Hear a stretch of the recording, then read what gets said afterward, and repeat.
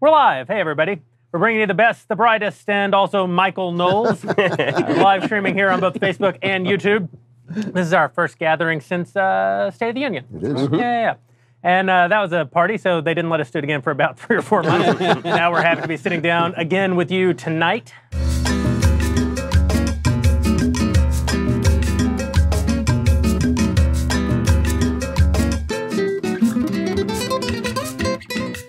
I'm Jeremy Boring, God King of the Daily Wire. That's lowercase g, lowercase k, in case any actual gods or kings are... Could register a complaint. Like if there's treason and blasphemy all at once, I feel like the penalty's probably That's going to be the title of this show, I think, is Treason and Blasphemy. Treason and blasphemy. Yeah. God King of the Daily Wire, joined by Ben Shapiro, Andrew Klavan, Michael Knowles. We have special guests tonight. Our friend Alfonso Rachel is going to join us, and international film and television star. Also, I don't know if you guys have heard this, Peabody Award-winning. No. Wow. How do we get incredible? The hard way. Nick Searcy will be joining us later this evening. And we're here because Father's Day is coming up this weekend. And while only 50% of us are fathers, 100% of us have fathers, and mostly we brought the cigars. So we're going to be talking about what it's like to be a father, what it's like to appreciate fathers, what it's like to be a man. I think it'll expand beyond fatherhood, obviously, and into general male-female issues because, you know, we're in the middle of this Me Too movement. And as they tell us, the future is female, and it seems like that's a lot to unpack and maybe a pretty good time. So. Well, here's the part where you guys be quiet and the two fathers talk. It's never going to be I have to tell you, I have known children, but it's a very big country. A lot of space. Maybe he gets in. There are a lot of girls at Yale. I don't know. I'm not telling tales out of school here. Well, I mean, a man who wears that. I mean, how could they refuse? How can they resist My you? goodness. I know. It's right. Studley. How did he get in the building with that? He does, for anyone watching, he does not wear this to work. Yeah. He actually changes once he's here. He barely wears anything to work. It's just awful. It's an awful place to work. So, okay, so what are you going to talk about? Well, let's talk about fathers. You are one. Indeed. What's that? Congratulations to me. What's that like? Thanks for bringing it to me. Before we get into fathers, we do have one, not only non-father, but not even prospective father, also part of the show tonight, and that's our friend Elisha Krause. Don't use gender labels. Oh, yeah. She's a prospective. How dare I? How dare I? Hi, Elisha. Oh, hi. You guys are like in this really nice Upper East Side looking cigar lounge. I'm just doing my version of Mom's Night Out, which is Red Bull vodka and a vape. So have fun. I'll be here just like I was at State of the Union, taking subscriber questions for all of y'all. And I like the idea of broadening this to like manhood, because God, this world needs more men. For sure. Yeah. And instead, they'll have to make do with us. Yeah, we'll try. All right. Fathers. It's a very serious topic. Very serious. Very serious topic. My own father, who would be ashamed if you were watching this tonight. Fortunately, he's working for a living and not tuning into the shows. But I think that one of the things that actually has always been interesting to me about this particular group is that we have pretty diverse backgrounds. You know, Drew, you write a lot about your father in your book, The Good, Great. The great good thing. Positive thing. The positive and affirming thing. It's hard enough for people to Werewolf find. good. Yeah. Werewolf good. Yeah. And of course, Ben, we know your father very well and have done a lot of work with him over the years. Michael, your father, who we just got to meet this weekend at the, I don't know, how do you talk about Michael's wedding without using the word dirt? Why? Why? I mean, why didn't he abandon you? I know, there should have been a father-shaped hole in the wall. That's exactly right. That's true. No, yeah, you met him this weekend at when I took my biggest step I've ever taken to becoming a man. That's the only contribution, really. That's true. And then my father, who I think all of you have met, who's a great guy out in West Texas. And so we have these diverse backgrounds and I'm sure diverse perspectives on these issues, and yet we've all kind of come to a very similar place. One of the things, might surprise the audience, that we talk a lot about these issues when we're not talking about politics, and we really, because we talk about politics professionally, our hobby is not also talking about politics.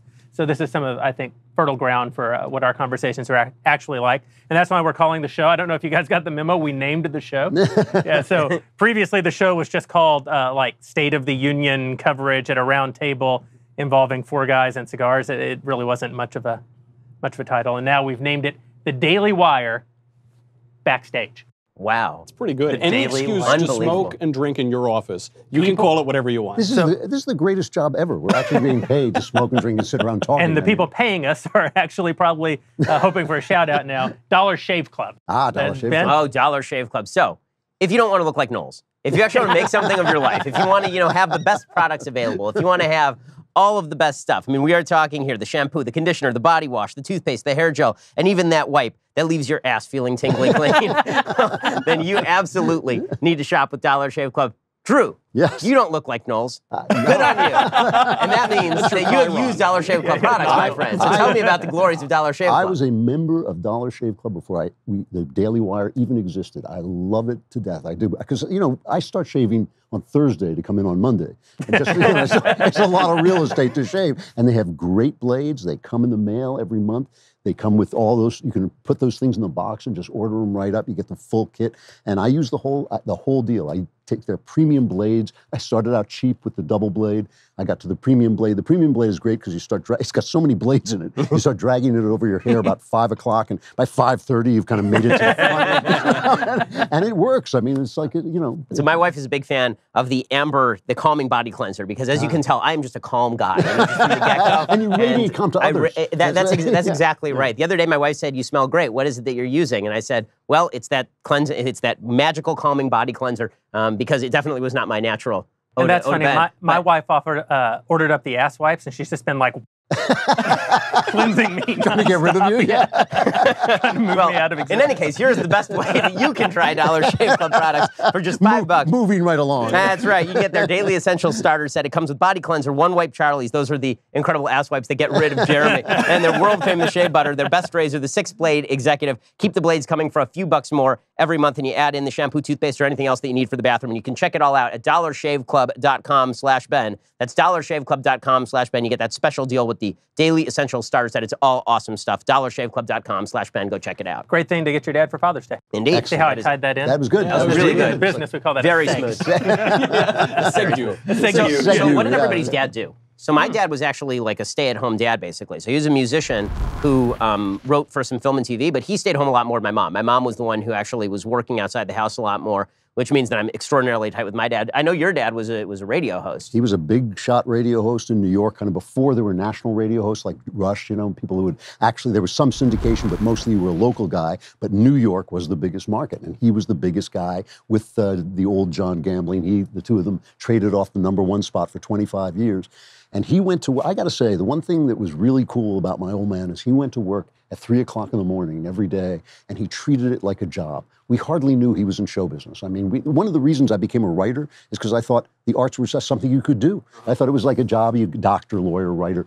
If I had known how hard he was working, I probably would have been a little nicer to him. Not much. So. It's kind of hard to, just briefly on your dad, it's hard for us to probably relate now that because of things like syndication, and because everything's sort of national, even cable makes television national, but the idea of a local radio host is such an intimate celebrity, and as you say in New York, in the biggest town. I mean, your dad wasn't just in showbiz; he was a giant star. We called him the mayor of 46th Street because you would literally walk down certain streets in Manhattan and people would lean out of buildings to wave to him. Everybody knew who he was. I mean, for many, many years, when I would use a credit card or somebody, the first thing somebody would say is, "Oh, you must be, Klavan and Finch." He worked with a partner. And so he really was a local celebrity. Nobody knew him outside of New York, but the first job I ever got was in radio. Not the first job I ever got, but the first adult job I got was in radio. I went in and did the worst audition of my life, looked up and saw a promotional card for my father and blurted out, "That's my dad." And they hired me like that. So Knowles, when your dad wasn't beating you like a redheaded stepchild. Because you so well deserved. That's why I dye my hair. That's why I can't use the razors. What does your dad do? So my dad, unlike us, we sit around, spread fake news for a living, My dad works with the mentally retarded, so he did kind of like social work, And it was interesting because my parents divorced when I was very little, before I really was conscious or anything. But I didn't realize that divorce is terrible because I saw my dad every day. He was right nearby, he'd pick me up from school, so I'd see him every single day. And it was a unique experience because only later did I realize, looking at statistics, looking what divorce really usually means for people, I didn't have that experience. I got to see him every day. He'd go to work very early. He'd be out basically in time to pick me up from school. And but it's a totally different, it's such a totally different career field. Your father was a writer, your father was a broadcaster, you fell into that broad genre. And I'm, my father working with this poor community and doing all this good work, and I did exactly the opposite. Making life worse for so many people. Yeah. Reaching off society, doing it what it is you do, and then I pay you for it. It's just it makes no sense. Yeah, you bear some responsibility here. I do. I weep about it virtually every day. And your dad, what does he do? So my dad's an engineer for the railroad, and that's the guy who drives the train. So he's a locomotive engineer, and he. Your dad's the coolest. That's the best. That's a cool job. That's the winner. But it's a tough job. People may not know railroaders are on 24-hour call. So my childhood was sort of this weird, not knowing when you would see your dad, even though he and my mom happily married to this day. Yep. He would, sometimes he'd get called at 2 a.m. and be gone for maybe 3 days and sleep in a hotel. And then he'd get back at 6 p.m. He may not go to work again for 24 hours, or he may go to work again 12 hours later. And so there was. Especially early on when he had less seniority in the career and could maybe pick his runs a little less, he would be kind of gone from certain important events. As his career sort of took shape, he had a lot more flexibility. I think my little sister and my little brother probably got a lot more of him in some ways than I did. But it's not exactly a complaint. What I actually feel like is, my mom and dad got pregnant very young. And my dad basically had to make a decision to keep being a kid or to be a father. And he took the best job that he could find as a guy in a small town, without a college education. He hired on to this difficult job that isn't hard in the way of manual labor. I mean, it's not like he's, moving bricks digging ditches. Right. But that has this other kind of isolating difficulty of always being tired, working nights and days and being away from your family. And I feel like from the guy that I know is the product in many ways of those hard and isolating years where he kind of found himself out on the road. And so I've always been very appreciative of it. So since Father's Day is coming up, what's the best one lesson that your dad's taught you? Like you have to boil it down to one lesson that your dad taught you. What's the lesson that your dad taught you? My dad and I didn't get along that well. We had very different points of view. And there's one piece of advice he gave me, which I simply can't say on the air. It's so filthy. It really is. But I say it to you every day. But I can translate it. I can translate it into speakable English, which was when I became a young man in the 60s, when suddenly sex was available. So we went from literally 1 year, I would have said, oh, you never have sex until you get married, to 2 years later, everybody was available. And my father said, how can I put this? He basically, I think I translated this. He said, basically, just remember, every vagina comes with a human being attached. And that is actually the best advice anybody's ever given me about anything, because it turns out to be exactly true. Yeah. That's pretty good. Pretty amazing. I think the best advice I got, I couldn't sum it up into a line, but I do kind of get it from my father's dispositional conservatism.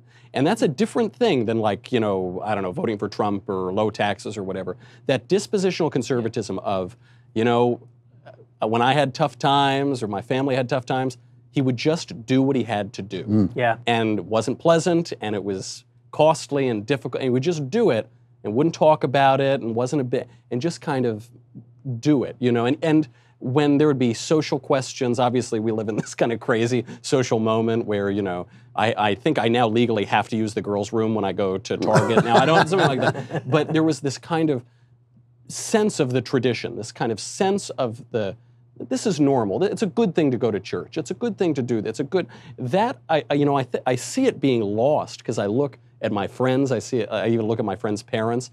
And that kind of conservatism is, I'll even let you vote for a Democrat if you have that. I think that's a really important thing. I can really relate to that because my dad dispensational. Yeah, not dispensational at all. That would be the more religious approach. Conservative.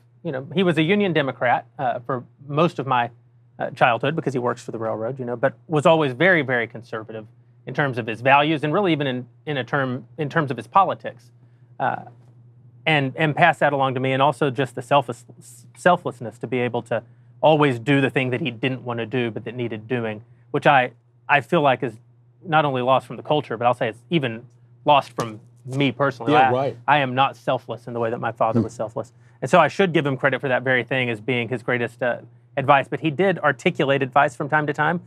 Never quite as good as the advice that he tried to live out, but a lot more funny. So I was at a Blockbuster Video, which, if you recall, Blockbuster Video yes, I remember from your Ute, people used to go and rent, Michael. They would go and rent DVDs or VHS tapes, then they would take them home and put them in a machine, and you could watch. Was that in the old-timey days when everything was in black it was all black and white? You're right, okay, yeah. Rotary telephones, the whole deal. Yeah. And we were in a Blockbuster Video in Lubbock, the kind of big city near the small town that I'm from. And my dad and I are, looking to see what we're going to get or whatever. And this guy comes in, and back then there were late fees. That's the other thing. You had late fees, and what that is a fee for being late in returning the disc or VHS. So, guy's up at the front. He wants to rent something new, and the little 16-year-old girl or whatever running the counter can't help him because you can't rent something when you have late fees. And she's like, "Sir, I'm sorry. The system says you owe us $13.50, and I'd be happy to process that payment if you want to make it." He's like, "This is an outrage. I don't have $13.50. I'm here to rent Splash 2 or whatever it was he was into." That was a good one. Yeah. How dare you? I want to talk to your manager. And the girl starts to get very upset. She's quite young, and this is a grown man, and he's being very aggressive. And she starts to kind of get flustered and a little teary, and her voice is breaking, and he just is relentless. I actually believe she eventually let him just rent the DVD. And my father, I remember this like it was yesterday, turns to me and he says, "Son, never be an asshole over $13.50. Excellent advice. Great. Yeah, that's important. Has stood me well. Has stood the test of time. So for me, there were a couple. So one was that when I was in junior high, I had already skipped third grade, and went to junior high. I went to a highly gifted magnet. So you had to take an IQ test to get into this magnet school. And I got in, but I was certainly not the person with the highest IQ there. There were people who, there was a girl there who had, I remember, a 180 IQ. Can you even talk at that point, or are you just like, Well, so this was the part that was actually kind of funny. So my dad basically said to me at that time that most of the time you're not going to be the smartest person in the room. Now, that's an exception here. Yeah, but most of the time you're not going to be the smartest person in the room, which means you really have to work extraordinarily hard.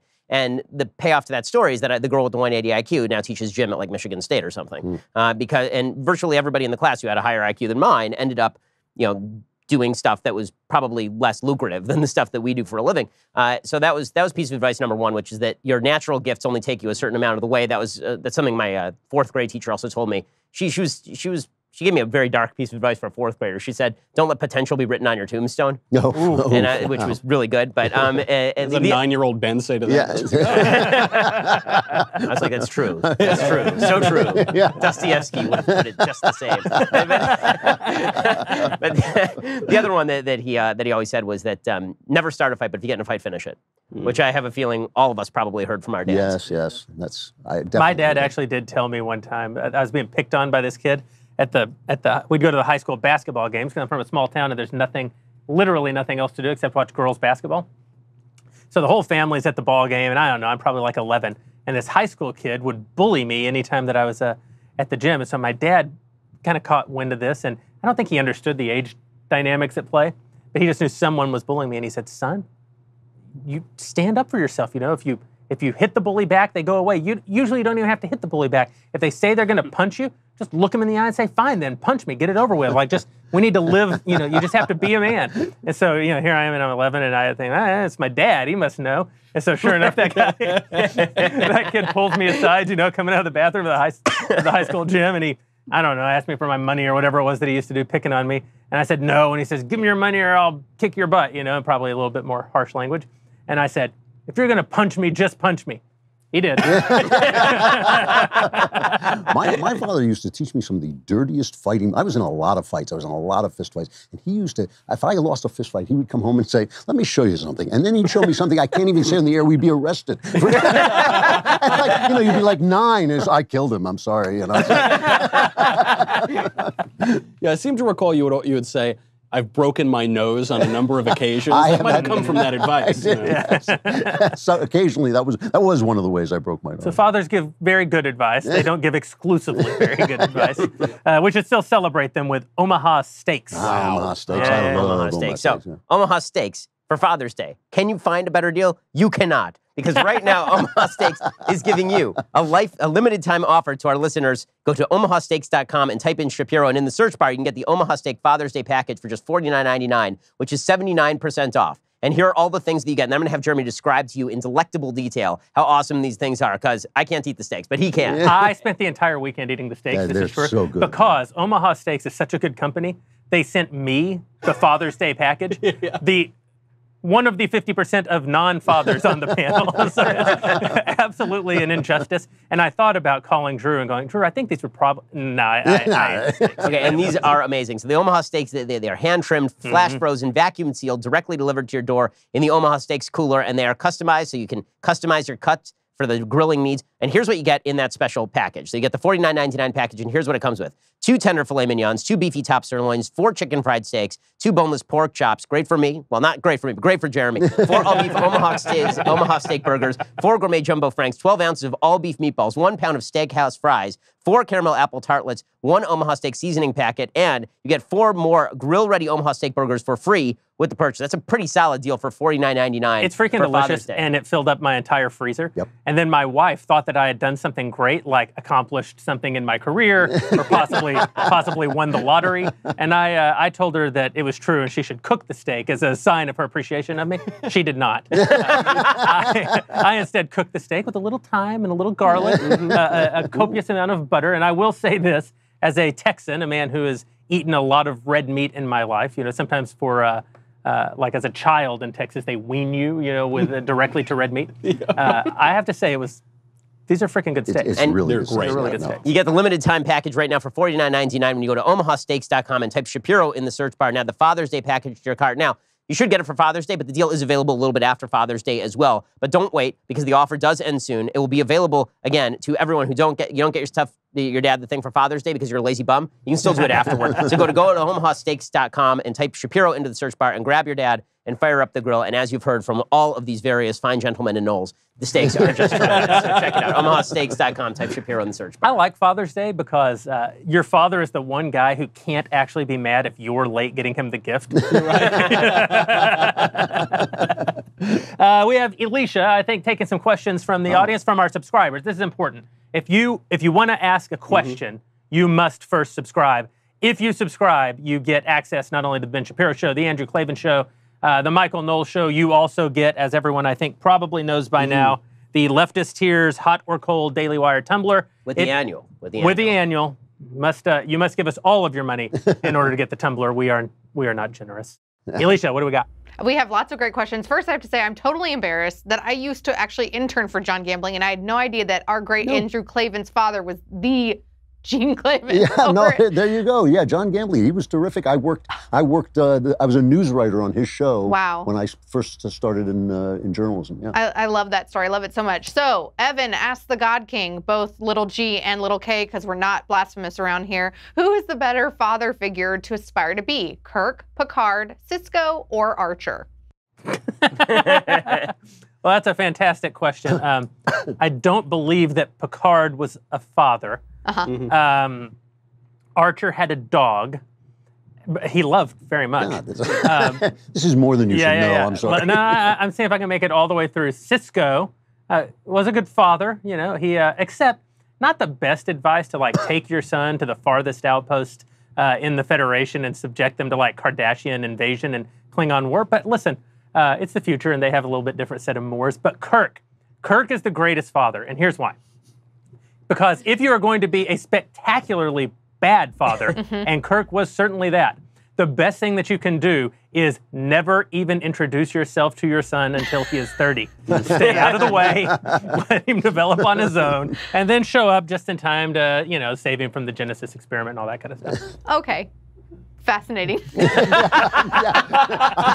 glad you said it, Elisha. That was great. Yep. I could just barely hold in my enthusiasm.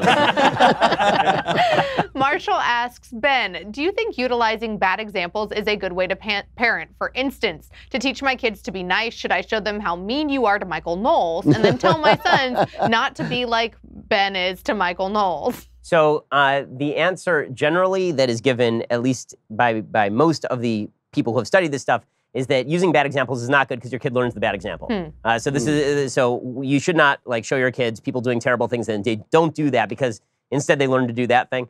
So generally no. But in this case, with me abusing Knowles, absolutely. Totally show your kid me abusing even Knowles. in adulthood, it's a problem. I remember when I first moved to LA, a little Christian guy from West Texas, and you don't know anybody, and you fall in with a group of other Christian guys who are kind of out here in the wilderness trying to make their way. And I became a part of what was, by all accounts, an accountability group, which is a Bible study, but where you don't really read the Bible. You just tell each other about all the mistakes that you're making in life. And then you're like, oh, yeah, man, oh, that's terrible. And I'll never forget that a few years later, when it sort of transitioned into more of a Bible study and we were really learning things, one of the guys missed the old accountability days. And he didn't like the Bible study because it got a little controversial and was a little bit esoteric at times. And he said, I don't like coming here and just talking about all this like philosophical stuff. I miss the old days when we used to just support each other and build each other up. And I would tell you about my mistakes and you would tell me about your mistakes. And back then, because I was teaching the Bible study at this time, but he pointed to the guy who used to teach it. And he said, back then you were the teacher and you were just I just liked it so much better than this yuck, being the teacher. I'll never forget that guy, the original teacher said, yeah, but there was always a problem. Because you know how you used to come and like talk about all the women you were sleeping with, and then we would all pray for you. You would cry. We would all pray for you. He said, yeah, it was good for me. He goes, yeah, but I had never slept with a woman. And all I could think was, my God, that sounds great.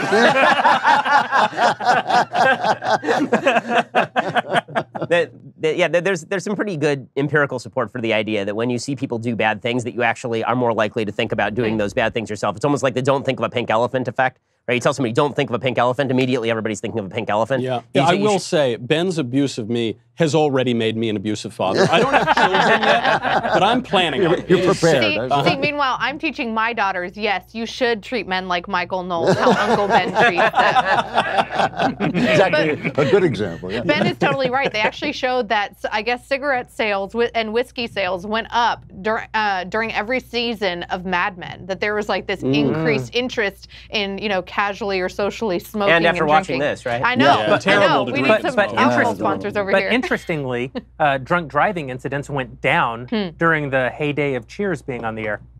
Because even though they all got together and drank every day, they never went out and drove drunk. It was always a point on the show that if someone was drunk, you'd make sure that they got a cab, or the other people would care for them and not allow them to go out. Oh, wow.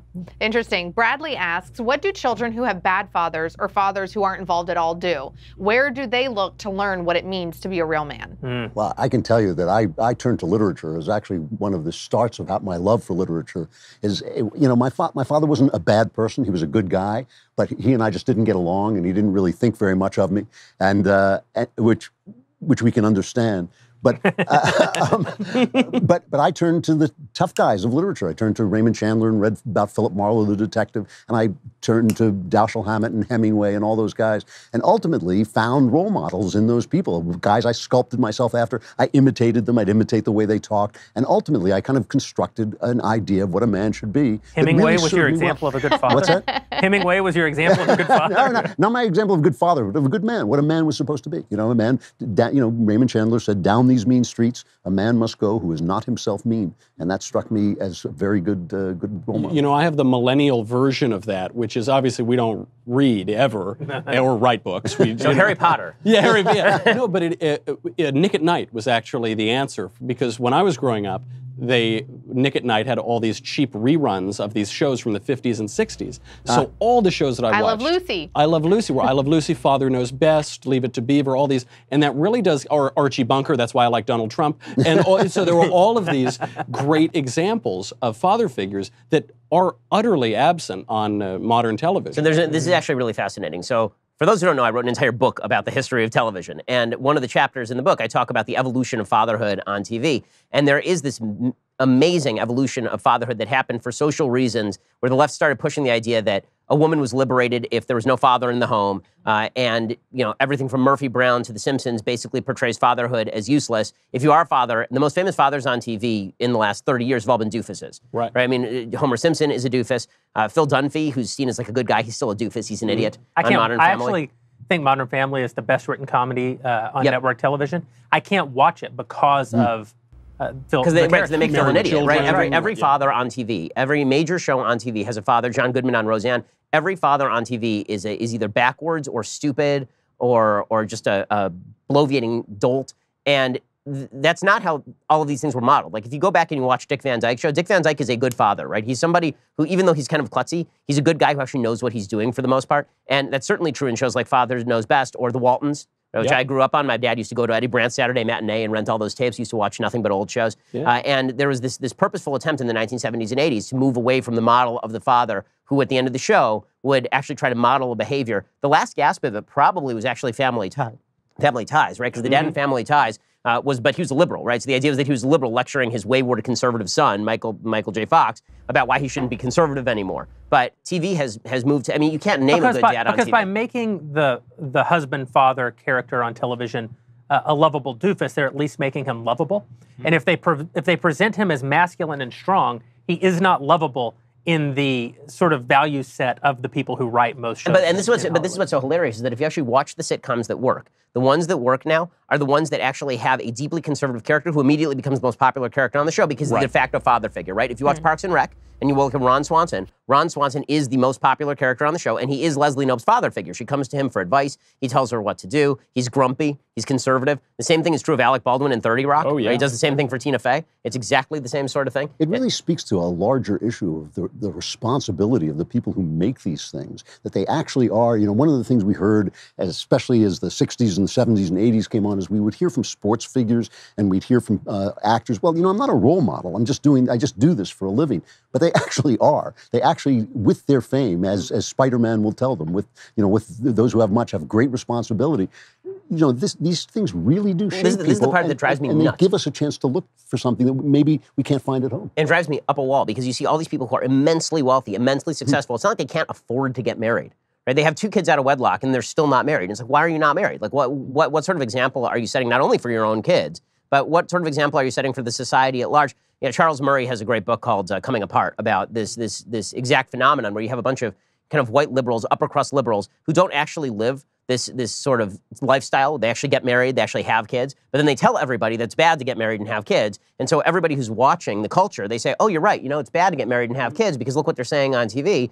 But all the rich white liberals are still getting married and having kids. Like the marriage rates among rich white liberals are much higher than the marriage rates among poor white people living in Appalachia. He has the line, they don't preach what they practice, which I think is this incredible insistence on tolerance and open-mindedness that actually broke down the walls of the good kind of discrimination, which is discrimination between good and bad, discrimination between wise and unwise. And they've thrown that away with the other kinds of discrimination, which maybe aren't so good. The marriage rates from boomers to the millennials have dropped from 91% down to, at the rosiest expectations, 70% among millennials. That number's been dropping over generations, but that is very low, and it could be lower than that. Where does that come from? It comes from the culture that you're stewed in, that you're raised up in. And they're lying to everybody, by the way. When they say that great happiness is in avoiding marriage and pursuing career, these people are idiots. Idiots. The truth is that marriage is the greatest thing that has happened to women, and it is the greatest thing that has happened to men. Marriage is a wonderful, wonderful thing.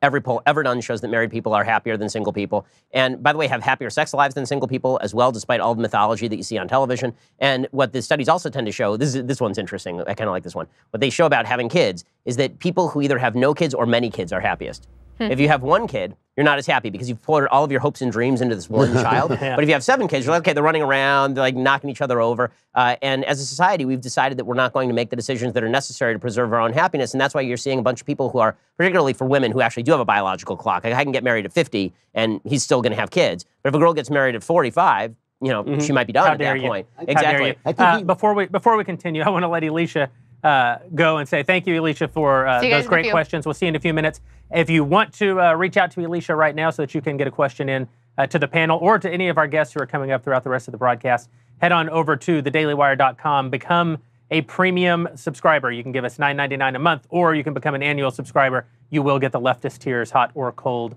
tumbler. It is the best way to drink Leftist Tears. It's scientifically approved, scientifically proven. I just want to address this thing about happiness. When they always take these polls about happiness, a lot of times I've heard them say, well, parents with their children at home are not that happy. You know, happiness is kind of overrated. I mean, happiness is something you feel when things are going well, which is great, and everybody loves it. But the thing about having children is they make you more alive. You are both happier and sadder. You are both more afraid and more hopeful. Everything about life becomes bigger and more dimensional and adds dimensions you thought you were seeing in 3 dimensions, but suddenly you realize you weren't at all. This is my whole theory about the spectrum of life. So when you are single, then your spectrum of happiness and sadness goes down to a 0 and up to maybe a 7. And then when you get married, your spectrum of happiness goes down to a -10 and up to a 15. Right, and because now you actually care about what happens to the other person. Like when you're single, you don't have another person to worry about. When something happens to your spouse, it's obviously awful for you. And when something great is happening with you and your spouse, it's just wonderful. And then when you have kids, then all barriers are removed. Yeah. Then it's the worst stuff that has ever happened. When something bad happens to your kid, it is the worst thing that has ever happened to you in the history of time. And when something great happens with your kid, it is the best thing that has ever happened to you in the history of time. It's an incredible, incredible thing. And you don't really, I say that getting people to have kids is sort of like a cult. You're recruiting them into a cult. You don't tell them about the downside. You only tell them about the upside. And then once they're in and they realize that they're in this cult and they have that tattoo of the children, you know, then they can't get out. And then it's their job to recruit others into the cult of having children. I want to talk more about that. And in particular, I don't have children, so I don't try to recruit people into that cult. But I do often tell people, including the people who work for us, which I'm almost sure will cost us our company at some point in a future court settlement, that the best way to become a happier person right now would be to walk out onto the street and just marry the first member of the opposite sex who passes you by. There's a lot of homeless people out here, dude. Yeah. But that marriage is so fulfilling and changes you so fundamentally. In and of itself. In and of itself, that you should pursue it. Let's get to that, but first let's talk about ExpressVPN.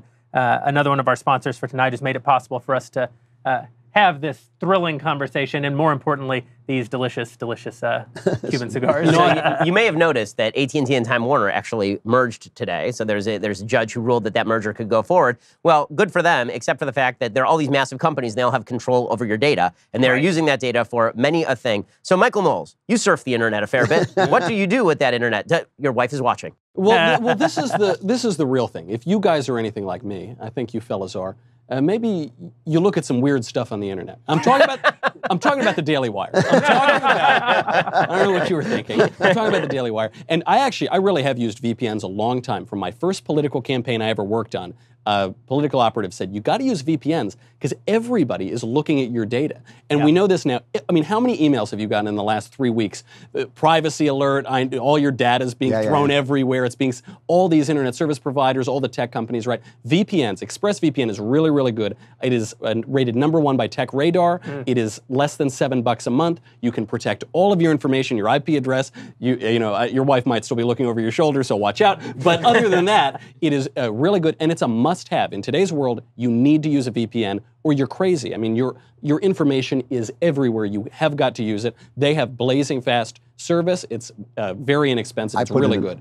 I was, after talking to Knowles today, I installed it today. It took me about 90 seconds. Yeah, really. And then it runs in the background on your computer and on your phone. It's really, really convenient. Yeah. And right now, you can have a special deal. Go over to expressvpn.com/Ben. You get your first 3 months for free. So expressvpn.com/Ben. When you buy a 1-year package, you get your first 3 months for free. And every day you're using the internet without ExpressVPN, you're exposing your information. So don't be that person. Don't go to Starbucks and expose your information to the public Wi-Fi. Instead, use ExpressVPN, and then you can use the public Wi-Fi, and you don't have to worry about it. expressvpn.com/Ben. And again, you get that first 3 months for free with a 1-year subscription.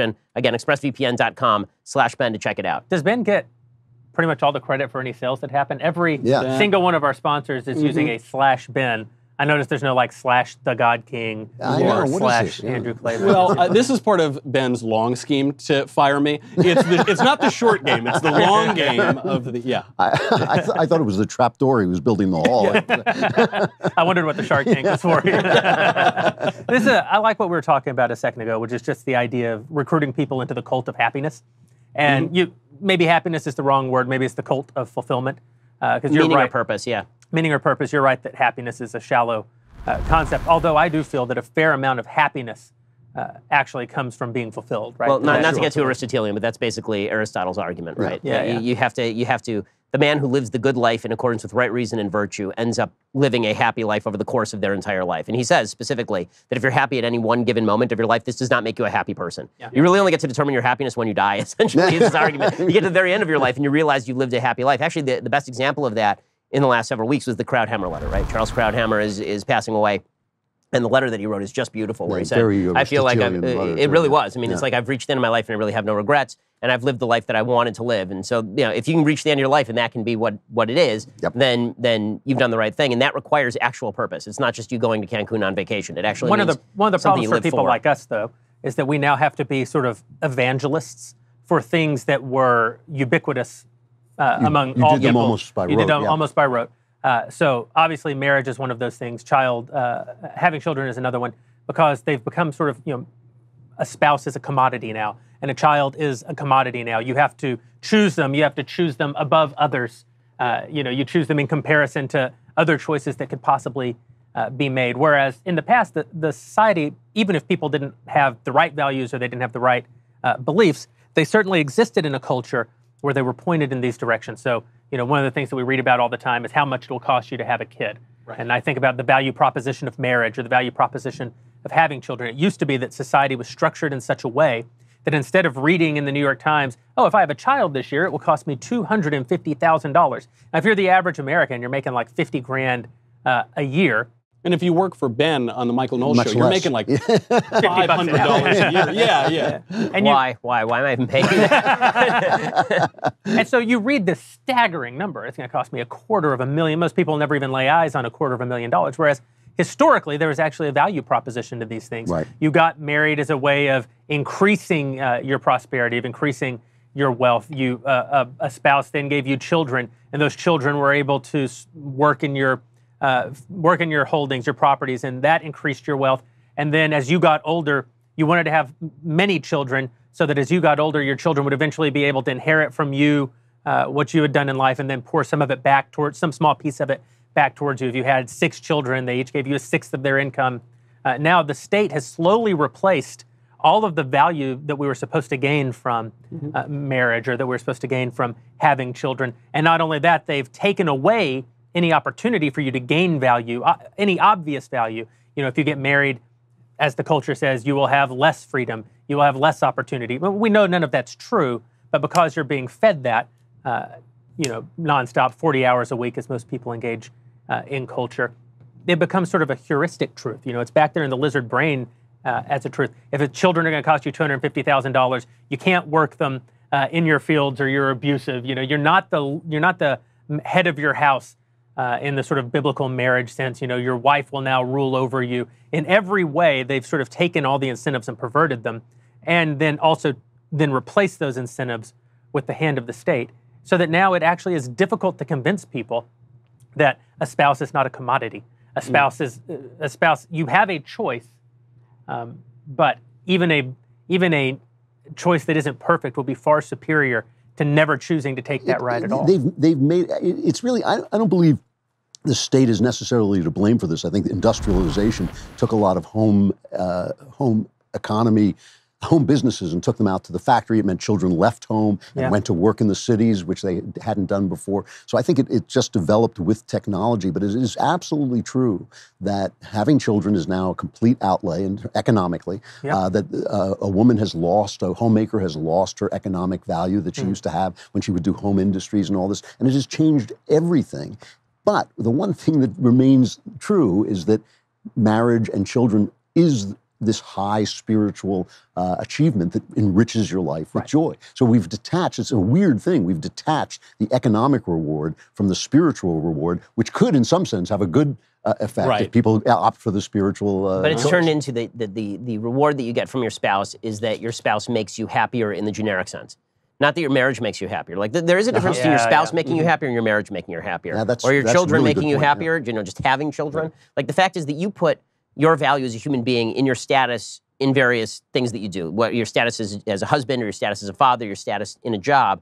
And we've detached all that. And so it's turned into well, what makes me happy about my spouse is that my spouse does X for me. So if my spouse doesn't do X for me, then I'm not appreciative of my spouse. And my spouse, why should I have this spouse? Why shouldn't I just go get another spouse? Or my kids aren't making me happy right now. Because they're a commodity, and you can now shop them against other options. That's right. I mean, the whole purpose of marriage was supposed to be that marriage made you a better person, not that it necessarily made you a happier person.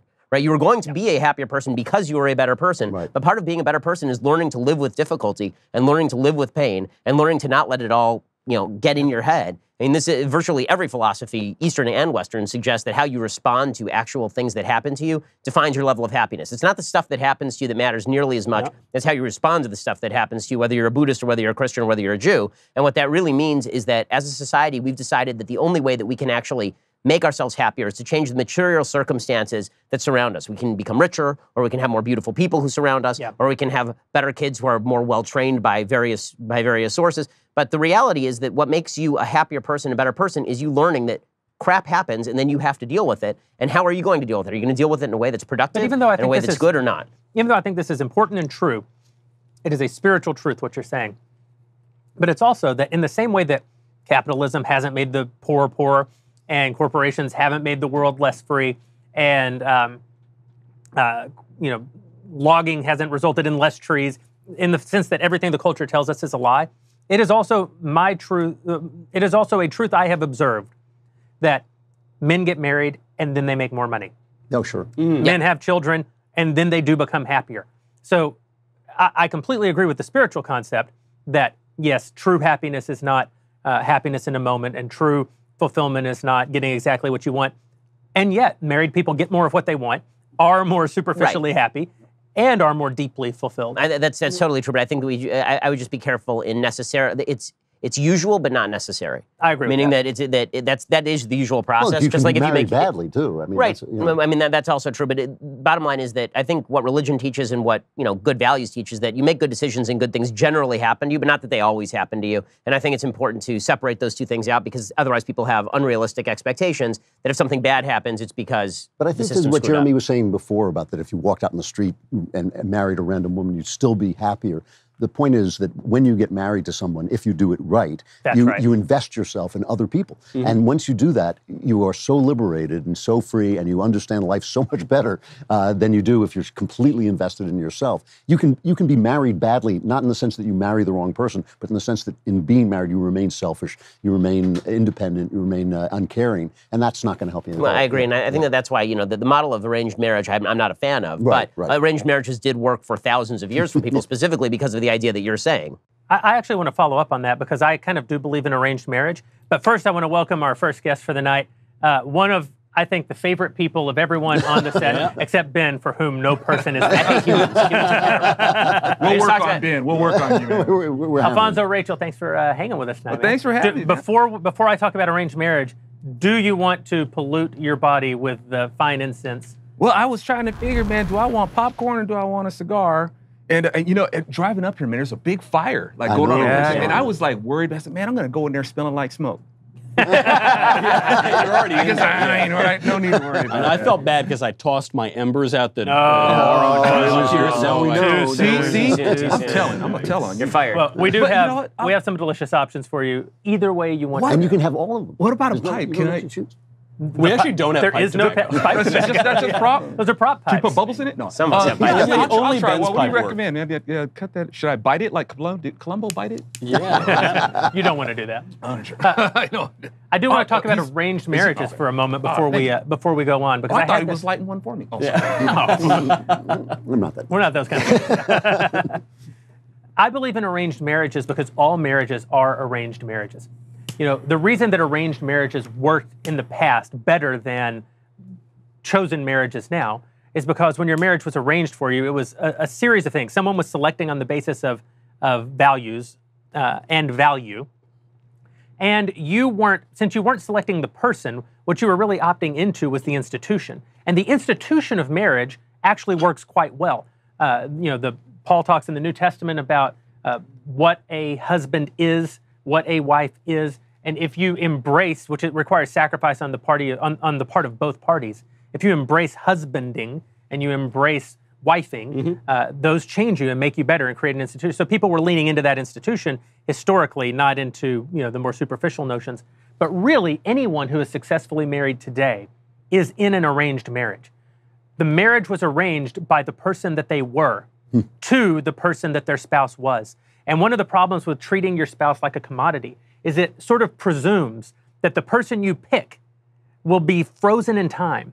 And that is the person to whom you will be married tomorrow. But if you look at your own life, you are not today the person you were yesterday. Not everybody can afford plastic surgery. That's right. People might age. But if you look back 3 years, 4, if you're like me, I look back 5 years, and I have only the most fleeting connection even to the person I was in so many ways.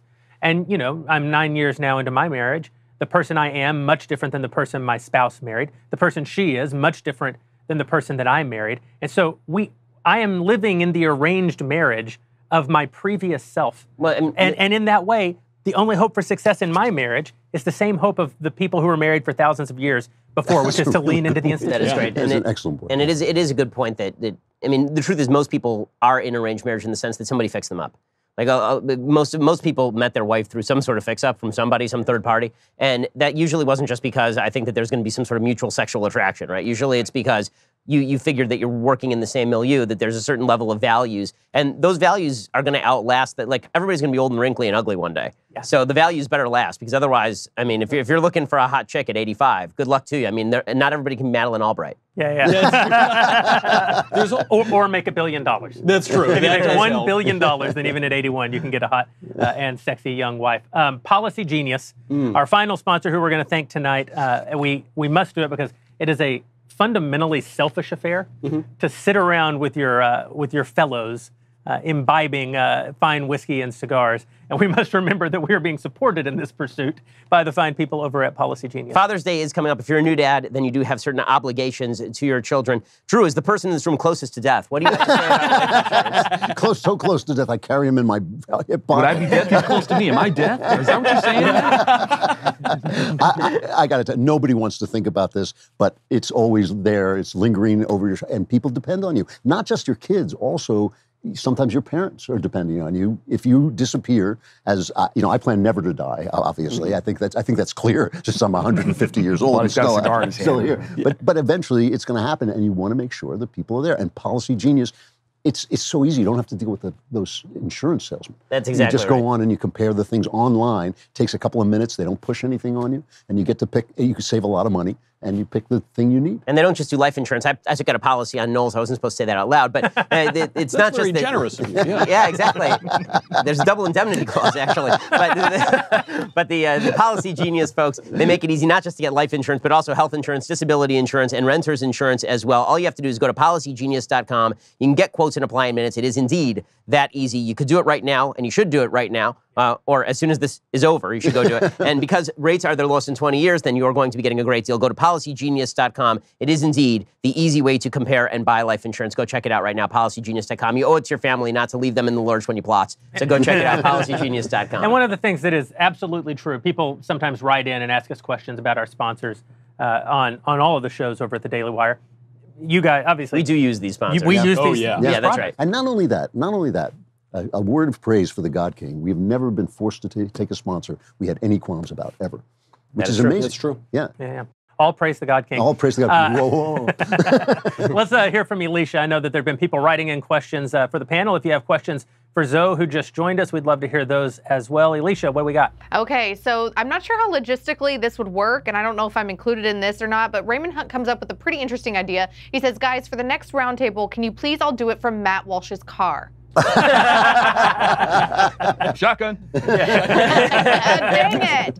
So you're in the middle of 3 kids. I should have known to yell shotgun. I'll throw Knowles in the trunk. We can definitely do it. Yeah, he would fit back there. He's a scrawny little man. We actually invited Matt Walsh to join us because Matt is a father, and that seemed like one of the prerequisites for everyone on the panel not named Jeremy or Michael. Turned us down flat. He doesn't leave that car. True story. He turned us stays in down that flat. car. He's not going to come out of there. I could just see him, though, like, he wouldn't hotbox because that's not his style, but sitting in the car with a cigar, Skyping in would have been great. I mean, gosh, Rob, make that happen next time. Jake asks a much more serious question. He says, for everyone on the panel, do you think adopted children should still try to reconnect with their biological father? So, what do you think about it? Should you? I don't know if a person should or shouldn't. You know, circumstances are different. I don't think there's a yes or no question to that one. You know, it depends on the circumstance. It depends on the person's individual preference. I couldn't answer that. I agree with that. I think it's a totally individual choice. I think when you're adopted, when somebody raises you, when they put their energy and their money and their time and their love into you, that's your parent. That's the person who is your father or mother. But you might want to know, just like people want to, spit in a tube and send their genetics off to a company and find out who they're related to. You might want to know where you came from physically. One of the things that I was just saying, and I wouldn't be so quick to judge. It's like don't feel like you wouldn't want to reconnect with them because they abandoned you or something like that. No way. They may have the risk. Hey, at the bottom line, that could have gone a whole nother way. That's right. And maybe the person was just, in a moment of compassion and say, look, I really can't do much for you, and may have to. It may have been the greatest act of love they were capable of at that time. Absolutely. So it's not casting a judgment. I don't ever want to know them or anything like that. So Yeah, and I like what you said, Drew, because I've always, and you see this portrayed again. The culture sometimes lies to us, right? Because what makes a good story isn't necessarily what makes good reality. But obviously, anytime you watch a show about an adopted child, they always go through the phase where they turn on the people who've raised them and look to the people who turned them over to be adopted. And obviously, I think that speaks to something dark in all of us. There's something going all the way back to the Garden of Eden of man wanting to forsake his own father and have the world of his own making instead of the world that God's actually placed him in. It's a beautiful thing to adopt a child. Nick Searcy, who will be with us later today, adopted his son, and it's pretty much the only thing that recommends Nick Searcy. Is the great love that he has for his son, and I think is beautifully reciprocated by his son. Absolutely. I have to differ a little bit, just in thinking. Obviously, everybody's different. People are raised by different adoptive families and all that. I've got some adopted relatives. I think that it's that great act of love of the birth mother to not kill you, before you're born, and to put you up for adoption. And it's a great act of love for that family to adopt you. And they're your parents. The people who adopted you and raised you as a baby, they're your parents. And I think my advice to people who are adopted is embrace them as your family. That's your family. Don't look back. You can never look back. That's right. Yeah. All right, next question. Sarah asks, what advice might you give to a 29-year-old whose father has been an alcoholic and substance abuser for decades? How can an adult child help a father that they have outgrown? Wow. I think one of the things that they teach people who have alcoholic parents, and being a writer, I've known a lot of alcoholics, is they teach you to detach with love. That is, you cannot connect to an alcoholic the way you can connect to someone who is not an alcoholic, but you don't have to kick them to the curb. Yeah. So you cannot owe them the things that you would owe a father. Someone who is addicted to alcohol or drugs, that is their life. That is what they have traded for life. They have traded their lives for that substance. And that's a shame, and it's a terrible thing, and you hope that they can break it, because people, with God's help, do get out of it. But in the meantime, you have got to protect yourself. Yes. You have got to protect yourself, because you are the vehicle for the next family coming up, and you're the vehicle for the future. And you've got to say, I love you, and I'll talk to you, but I'm not going to go down this road with you, and I'm not going to show up every time you create trouble. The key to what you just said is, with God's help, people do break out of those addictions, not with your help, and you are not God. That's and one of the terrible things that happens, and I think it happens to all of us at some point, especially it plays to the sort of superficial goodness that we have from kind of being raised by good people in a good culture, is that we sometimes allow that to confuse us or deceive us into thinking that we are God, and that we can fix people, that we can help people, that we can rescue people from their own choices. But, our friend, I won't say his name because he actually has a job. And if I say that he's our friend, he may lose that job. We do have a friend who often says, you can't take people's craps for them. He is a father, and I hope he one day gives that advice to his children. But it's true. You can't carry that kind of a burden for another person. Yeah, Jeremy and I have a interesting relationship. We've been business partners for how long now? 8 years, something like that. Almost as long as both of us have been married. We've actually been business partners, which is pathetic. But, but one of the great differences between Jeremy and me is, I've said this for a long time, Jeremy's main tendency as a human being is when he sees a wounded bird on the street, he wants to pick it up and nurture it back to health. And my main tendency is to take its head off because it's wounded. I mean, come on. And I think that the happy medium is probably somewhere in the middle there, that you bring it home and you boil it. Delicious broken bird. It's like Jesus-like parable right there. I've lost the track of this conversation. I think we got sidetracked. I guess what I'm saying is kill your parents. That's probably bad for Father's Day. No, it's a very Oedipal. It all goes back to ancient Greece, doesn't it? Oh my goodness.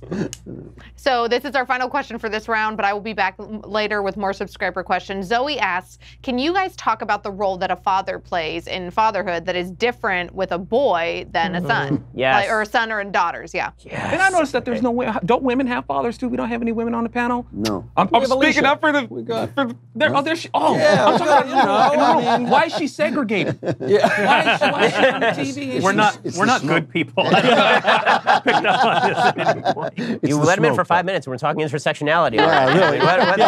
It's going there, man. It's going there. You can come join me. You're right. Can just Women come can join be me. great fathers too. I played both the mommy and the daddy. I've been hearing that for years. Look how it's turning out. Ben, you've got a boy and you've got a girl. Exactly the same, right from birth, yeah? Exactly the same. I mean, except for you have to be an insane person to actually think this, right? I mean, the society that says that boys and girls are the same is the stupidest society in the history of mankind. Anyone who's ever dealt with small children, boys and girls, knows there's a difference. Okay, girls are sweet and wonderful when they are small. Okay, they actually can sit and they can play and they're really nice. And then boys are insane. Boys are just suicide machines. All they do is try and run into the street and break their face on things, and they are nuts. It is true that what a father does for a boy versus what he does for a girl.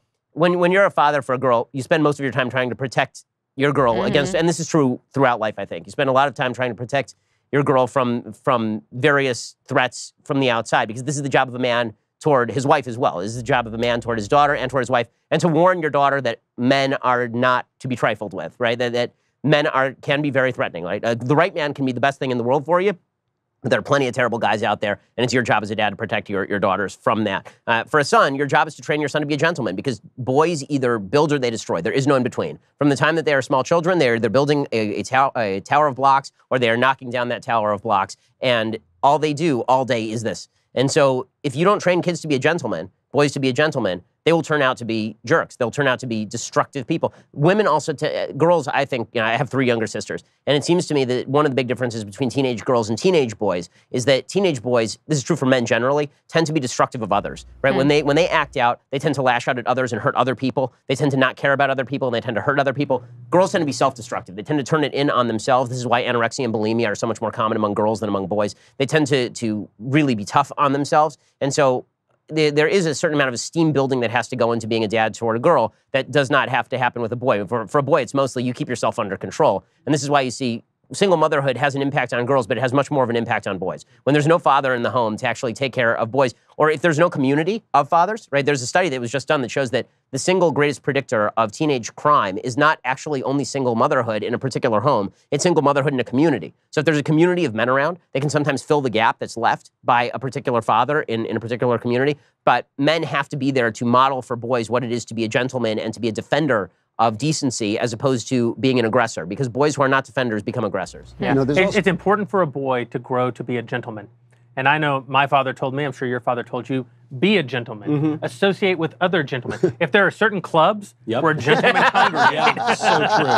So true. You gotta go to those gentlemen clubs. I'll tell you, having just recently had a bachelor party, it's so important. It's so important to us. Hang out in gentlemen clubs. This is, there's that great book by Harvey Mansfield called Manliness, and he talks just about this. Part of manliness, and what a father needs to teach a boy is manliness, is being a gentleman. You know, basically after Nietzsche, after God is dead, manliness can go pretty wrong. It can get pretty wild. It's kind of what they talk about on the left. They talk about toxic masculinity, right? But they label all masculinity toxic masculinity, of course. Yeah, smoking a cigar. A man looks at a woman and she's pretty. Oh, it's toxic masculinity. Right. And also the way human beings have procreated for the last several 100,000 years. Right? But there is a destructive part of manliness, and it's got to be restrained by being a gentleman. If you don't teach your boy to be a gentleman, he's going to grow up and be a little monster. But even at the same time, though, when we're talking about being gentlemanly or being a man according to what, though?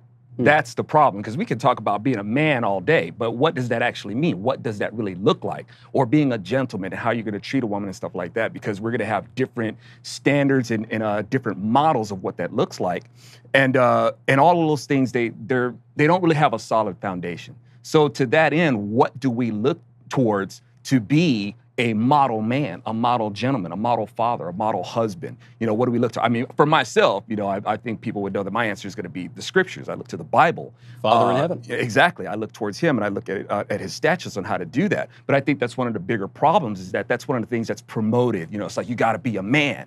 Okay, a man according to what? Yeah. So unless we really get solid with that, and a lot of people reject what the truth is on that, and that's another problem. So one of the interesting things that God did is that he sort of condescended even in language so that we could comprehend him, right? Because what God is, we can't understand. And so God calls himself a father. And we look at that wrong. We look at our fathers. And the beginning of wisdom is you look at your father and try to understand something about God. The greater truth is that you look at God and you learn something about being a father, right, or about having a father. That's why it's at the top of the list. I'm God, I'm the Lord your God. Let's get that straight first. Right? It's such a truth. It's such a high truth that it's basically a law. There is no truth higher than that. And then from there, when he goes on talking about honoring your father and honoring your mother, it's like, look, you got to honor me first. You trying to honor your father and your mother, you trying to be right by everybody else, you're going to get it wrong. Your love sucks, right? Love you so that people think that God is like some megalomaniac father that just love me. It's like, no. My love will hurt you, it'll hurt you, it'll hurt you. It hurt my wife, it'll hurt my mom, it'll hurt everybody. But if I filter that through God and understand and go by his statutes and go to him to learn how to do this, then I will understand what it is to, because people be like, how do you honor, like you were asking earlier, like, about, father being an alcoholic. How do you honor a person like that? It's like, well, my father, my mother, they weren't there for me. They were this, they were that. How do I honor them? Well, you honor them by being the kind of person that a father and mother should honor, right? At least a halfway well-adjusted person should honor. That's what you do. So you learn about, just like with the father, if God being love, as it says in John's epistle, the first step of wisdom is to understand God because of having experienced love. But the greater step is to understand love because of God. That God is not our love, but that our love should reflect. Indeed. There's another aspect. I agree with everything you guys are saying, but we're talking a lot about training and teaching. And one of the things that a father does that's most important is represent, because a woman is defined in a lot of ways by her body. If you can have a child, you are a woman. There's a lot of other things that go into it. Obviously, being a lady. No, but it's just true. But a man is an abstraction. Manliness is an abstraction. You got to see it. You got to be there. You got to smell it. And one of the things about absent fathers is you can't smell them, you can't see them. And when you talk about, children, boys especially, learn and communicate through objects. Girls talk. Men play catch. Men play video games. They sit around, and that is how they communicate, because it's all about seeing the thing there. And when you talk about God, God sent us somebody we could see, somebody with flesh on that you can look at. That's in the sequel, right? That's in the sequel. You'll get to that. We're assigned to take you to that. But I think that, it's just when fathers leave, man, they take away. It's like taking the sun away from a plant. It takes away the thing that you grow toward. And all the other stuff is true, the teaching and the rules and the control, but most important is showing. Well, this is why it's so funny. Whenever you hear people in the Me Too movement say, teach boys not to rape. Right. Like, how many people in this room, I assume nobody in this room is a rapist, right? Yeah. So, and if you are, don't say it now, because it's criminal. Okay, it's criminal and I have to report you. Or do say it and I'll go report you. But in any case, nobody, and I assume none of your fathers sat you down and said, boys, don't rape. Right. Of course right? not. Because that's absurd. What your father did instead is modeled the decent behavior and made it clear that the expectation was that you were going to protect women. These are the things that you were going to do. You were going to protect women. I do wonder whether our culture now, since we've leveled out the sexes, the shtick on the Titanic, which is the ship is going down and now we're going to get the women and children off first. I wonder if our society would do that anymore. No, I really don't know. And what you just said is interesting.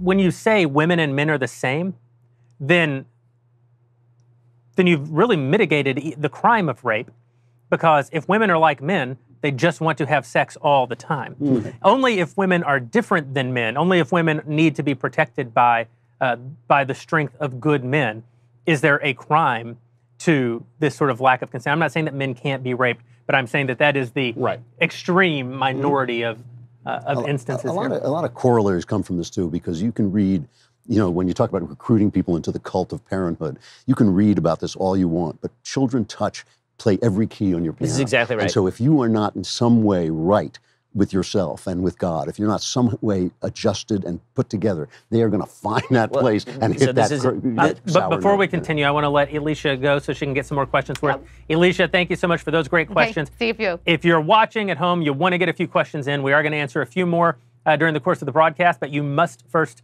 subscribe over at dailywire.com. Become a premium subscriber, either monthly or annual, although we strongly recommend annual, not only because it ensures that we get more of your delicious, delicious money, but it also ensures that you get the Leftist Tears hot or cold tumbler. It's also time to say goodbye to Zoe, but instead of that, Zoe, can you hang with us for one more segment?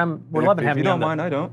You got a lot more stove there I do. To get through, so we want to enjoy that. Your cigar is still intact. It is also time for us to thank another sponsor, that is Helix Sleep. And Ben, since you have the Helix Sleep mattress. I have the Helix mattress. You are the man. Awesome sauce. Okay, so it is great. I only got the pillow. That's all right. Well, when you start earning, my friend, and you get the Helix Sleep mattress. They love it. That's right. It's time for you to aspire to something higher. So Helix Sleep mattresses are just tremendous. They are made directly for you. The way this works, you go to helixsleep.com, and they have this 2-minute sleep quiz. It asks you whether you like to sleep on your side or on your back, and how your body is structured. Do you like the mattress to be soft? Do you like it to be firm? They can even make the mattress so that it differs between the sides of the mattress for you and your spouse, now that we've recruited you into the cult of marriage. And this is really important too, because people I'm recently married to sweet little Lisa, and so I like a mattress that's more firm, and she likes a mattress that I'm not on, and Helix Sleep can customize it. That's exactly right, and Helix Sleep can make that happen for you. And if Helix Sleep could get rid of Knowles for me, I would buy a second mattress for Helix Sleep.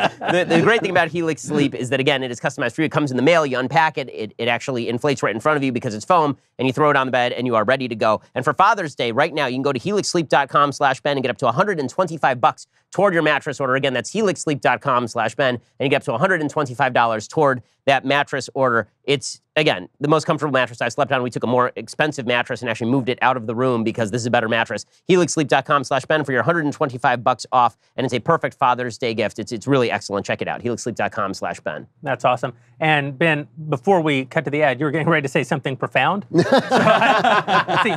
a pretty good judge. Drew will start to say something. I'm like, no. But I could tell the twinkle in your eye. Now, I was thinking about the disconnect that people seem to have between also their daughters and how they treat women. So I think one of the things that you're talking about is how, having kids changes you. When you have a daughter, you see this with a lot of men. It's on the new Kanye album, which I've apparently now been forced to listen to because Kanye's pro-Trump, and that means that we all must listen to Kanye West, apparently. Not my cup of tea, but his new album has a whole song on there about how he has a new daughter, and now it's changed his perspective on Me Too. That's right after the song where he talks about how he has 2 eyes and therefore women have 2 breasts. So it hasn't completely permeated his experience in life. I guess. Yeah, exactly. It hasn't completely permeated his worldview yet, I think. But nonetheless, it is true that all these guys who will treat women like dirt, like grown women like dirt, the minute they have a daughter, they realize that if a man treated their daughter like that, they would murder that human being. Well, if you ever cross my daughter, I would kill you. The advice your father gave you, right? Yep, and it matters too. When you talk about being an example, you're also being an example to your daughter of what a man is like. Which is why I always tell people the first thing is be good to your wife, because that is going to mean everything to your kids. So many women, they have the fathers who are bad, and then they end up with men who are bad because their father was bad. People tend to marry their parents. It's very weird. They don't know. They don't know that they can expand. I really do believe people can get past that. I don't believe we're locked into this Freudian circle, but you got to be careful. If your father was a bad guy, you got to be careful not to imitate that. So you're a father to a daughter. How do you navigate that? I have cats. and that's a weird thing, because I'm thinking, man, and I'm glad to be here, man, but I was like, how did I get better for yourself? I don't have any kids, and my dad wasn't really involved in my life. Wait a minute. Did you guys get out? She said with Larry Elder or something?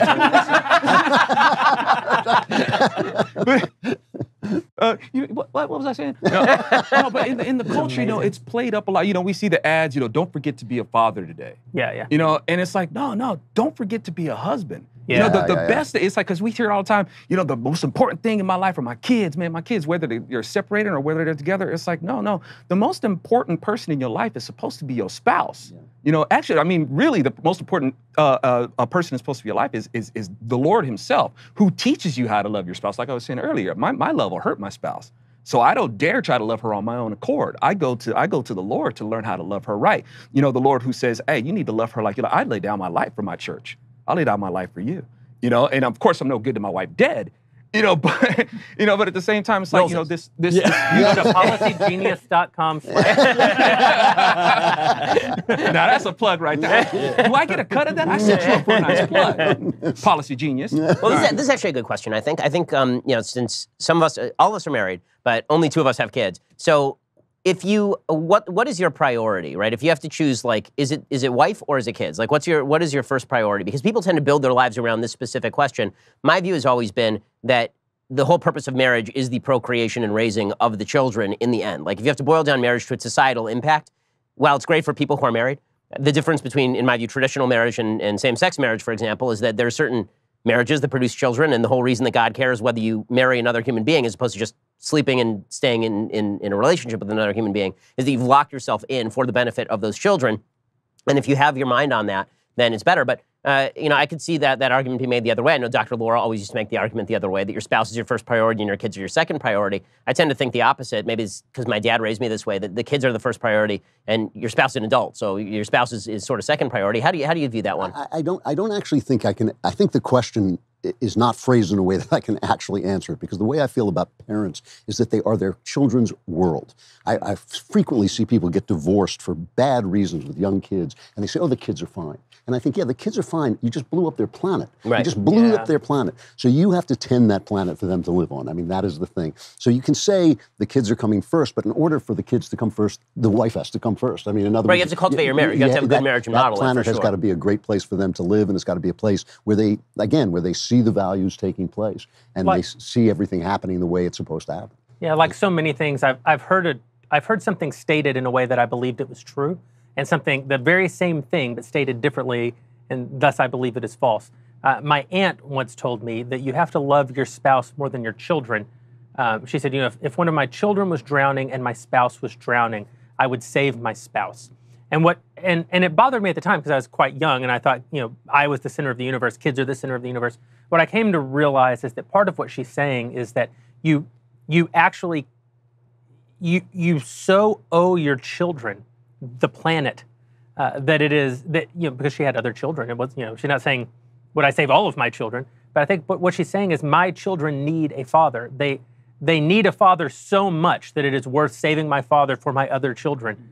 Even at that expense. And that's such an unpopular sentiment now that we reject it. But how she phrased it to me was... Now you save your dog and you let everybody... Yeah, exactly. Thank you, Dennis Prager.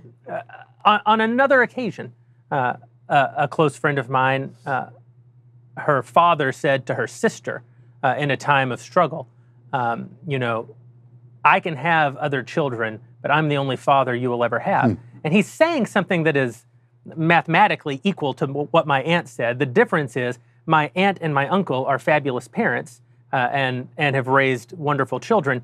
And this particular father, if we ever encounter him as a group, because none of us are very strong individually, but as a group, we would most certainly murder him. And then we would all get together for the next cigar show. And it would kind of occur to me, like halfway through, like, wait, you guys remember when we murdered that guy? And you'd all be like, oh yeah, I haven't thought about it a single time since, you know, has not even crossed my mind. I sleep like a baby. But I think that's the key, right? When you're saying, do you prefer your child or do you prefer your spouse? Not having a child, I can only think that the answer to that is you prefer your children in the preference of your spouse. It's not a one or. That's right. It's being a good husband is the prerequisite to being a great father. The best way to show your value for your kids is to show the value for your spouse. That's what's really, because we look at it, I mean, with the divorce rate and the way relationships are now, you just see, you know, generations coming up, and these cats are like broken. They're so insecure, and we wonder why people melt down so easily. Well, because their parental units melted down. You know, and you see people that don't want to take responsibility for nothing. They're ready to cast blame. Well, they learned that from their folks. They don't want to take responsibility for the dissolution of their marriage, and they cast blame on each other. Where do you think they learned that from? You know, so it's like, look, And I hear people who are are no longer in their marriage anymore, and they talk about how much they love their kids and stuff like this. So why don't you have that grace for the person you created the kids with? Where all that patience and all that acceptance and all this love that you want to pour into your kids, really, it's a self-righteous guise. Really, you're trying to redeem yourself somehow for how much you love your children. Where was that grace for your spouse? Yeah. Show that. And I would posture that our generations would look a whole lot different. We would have more solid people. We would have all these snowflakes that are just melting down so easily if they come to grips with that. Well, there is, now in the culture, there are all these false dichotomies. So we redefine marriage and we say, well, I love my spouse so much. I love this life. I don't want to have kids. I just don't want to do it. I won't. And having been recently through a Catholic marriage ceremony, they're very pro-kids and very pro-life. And there was this old unity of the idea, right? This unity of the family. I love my spouse. I am open to life.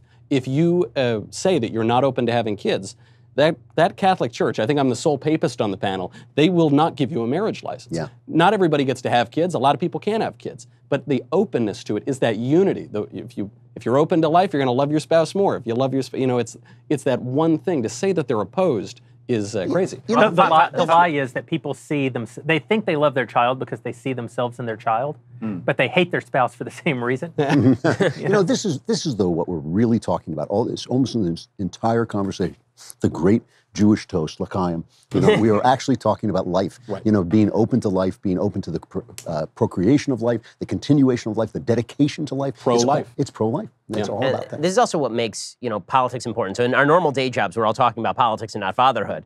But this is why I think that politics actually is important, because otherwise, if you're not talking about what you're doing for the next generation, what you're doing for your kids, and how you raise those kids, then what the hell are you talking about? You're not talking about anything. You're not talking about anything. That's absolutely right. And our politics has become not about that, right? We won't even talk about the ones that are like the most basic. There are certain basic issues that obviously affect our children, and we refuse to talk about them because we're such a selfish people at this point. Obviously, the breakdown of the entitlement programs that all of our kids are going to have to pay for, but we don't give a crap about it because the baby boomer generation wants its money, and we want our money, and that means that our kids are going to have to pay for that. Or whether it comes to there's this tremendous lack of self-confidence in how to educate our children that's happening right now. I'm not going to put my values on my kid, because if I put my values on my kid, then that's me imposing my worldview on my kid. And how could I possibly impose my worldview on my kid?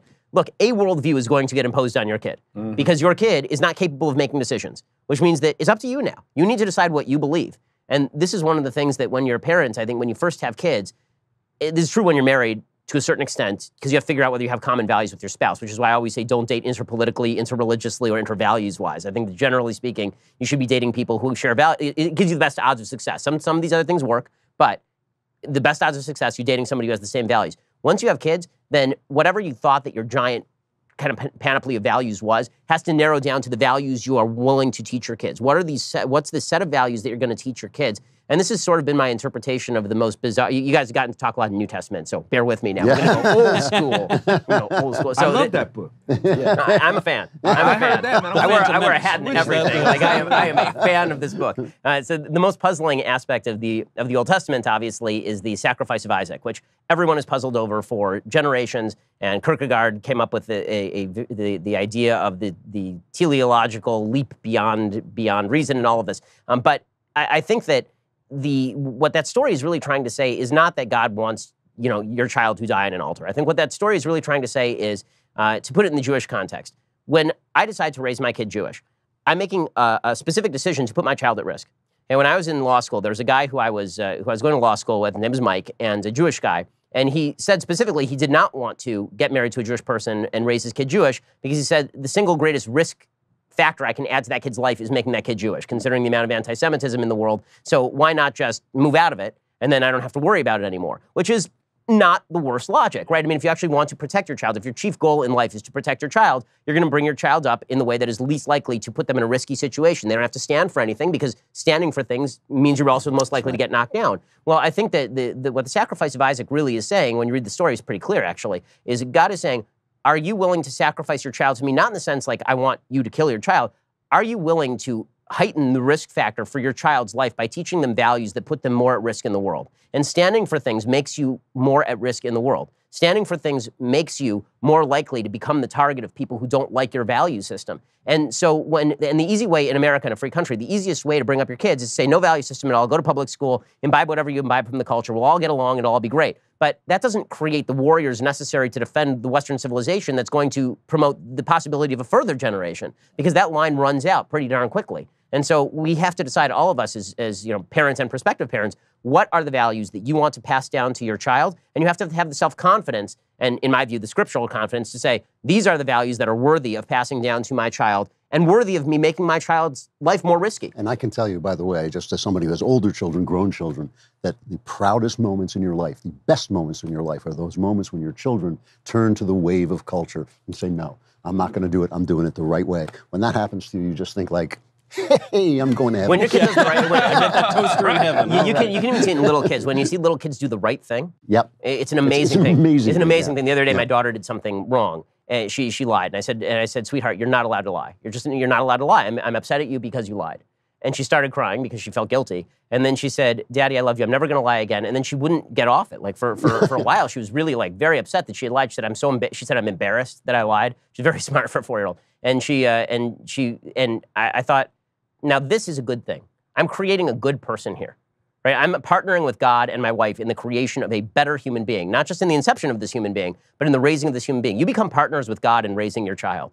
And if you don't take that partnership seriously, then you end up with a kid who doesn't have a God and doesn't have a childhood and doesn't have a decent adulthood. I think. She feels guilty in front of you because you model that to her. Right, exactly. She knows it, yeah. And what better way to facilitate somebody, when they're talking about, a child should be able to make their own decisions and stuff like that. Yeah, I agree. But just like anything else, don't you want to give them something foundational? Don't you want to have them to have like a level, a level foundation and a clear perspective on how to make decisions for themselves? It's not imposed. It's like, look, I'm not going to take this Bible, I'm going to beat you over the head with it. It's my responsibility to make sure that you understand what it is to make the choice. It's like, hey, when you had that, the situation with Adam and Eve, Old Testament, right? You got that situation with Adam and Eve. Wouldn't it have been nice if Adam would have sought the counsel of God?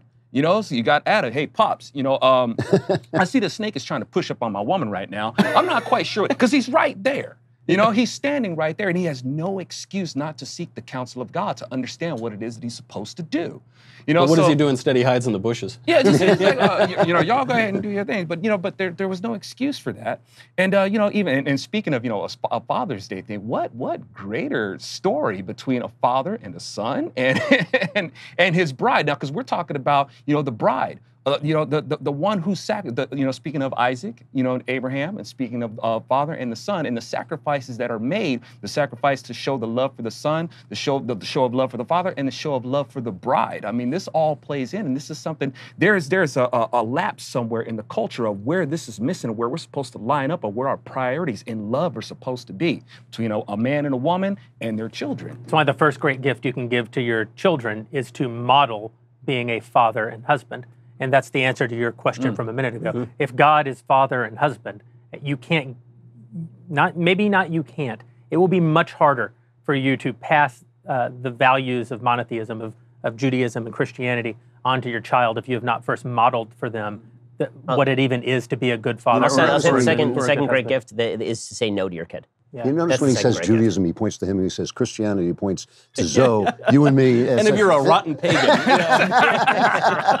you never go to the papist. So thank you so much for hanging with us today. Great to see you, Bob. We really appreciate you making some time for us. And kept the seat warm for Brother Nick. We're talking about the International Film and Television Star. Peabody Award-winning.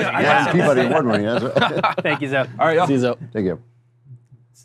Somebody's going to certainly come help Zoe with that, whatever that He's going to stand there awkwardly and we're just going to film it the whole time. And I'll use this moment to say, if you are not a subscriber over at the Daily Wire, if you are not giving us your sweet, sweet money on a monthly or annual basis, give me the shekels. There are things you are missing, among which are being able to write to Elisha Krauss over in the green room and ask questions of the panel. If you have questions on fatherhood, if you have questions on what it means to be a husband, what it means to be a man in today's world, if you just want to share with us some story about the advice that your father may have given to you, I think your chance is now. We're going to take questions one more time. Again, dailywire.com. Become a subscriber. Get the Leftist Tears Hot or Cold Tumbler. Get the live broadcast of the Ben Shapiro Show, the Andrew Klavan Show, the Michael Knowles Show. Also access to all of our back catalog. Ask questions during the conversation.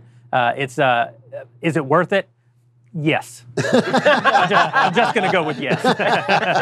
And you know, one of the, as we've talked about all of these things today, I've got a real sense of gratitude toward my parents, and Ben, I know you do too, for enduring the difficulties of marriage on our behalf.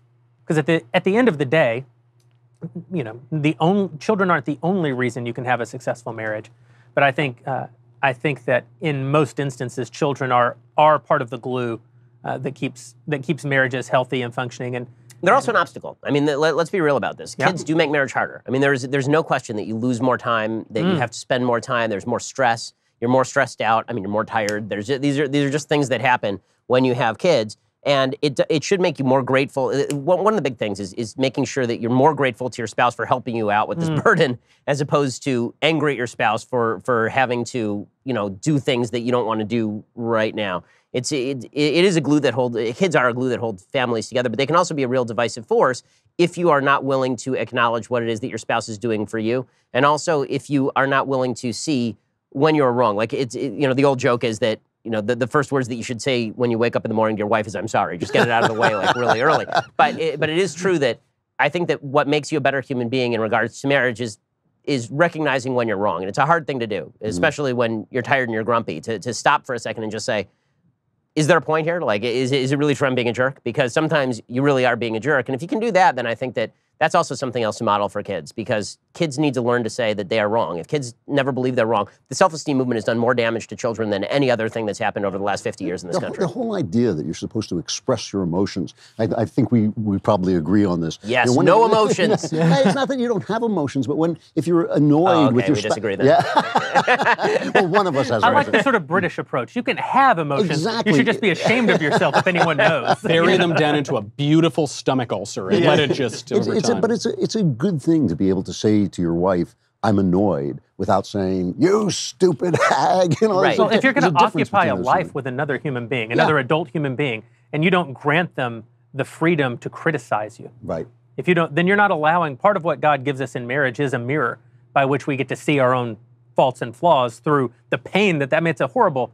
It's not horrible. It's beautiful, but it's tragic that we see our rough spots through the damage that they can sometimes inflict on this person who we love, who we're making decisions with, who is in this battle with us. And it's through that we learn the places that we need to make improvements in ourselves. If you don't grant your spouse that freedom. When you're single, you think you're perfect. That's right. You really do. Yeah. When you're single, you think you're perfect. And then you're married and you realize how screwed up you are. And it's good for you. It's actually good for you. And you can be perfect as long as women don't fly and swim into your can. I think men can be absolutely perfect as long as there are no women. I think it's the minute women show up, you think like, oh, I get it. I stink, you know?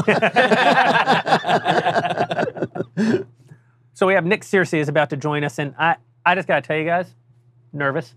I know. Nervous, yeah, because he's such an international star. There are stars. Yeah. There are film stars. Right. There are television stars. There are national stars. There are Academy Award-winning stars. Yeah.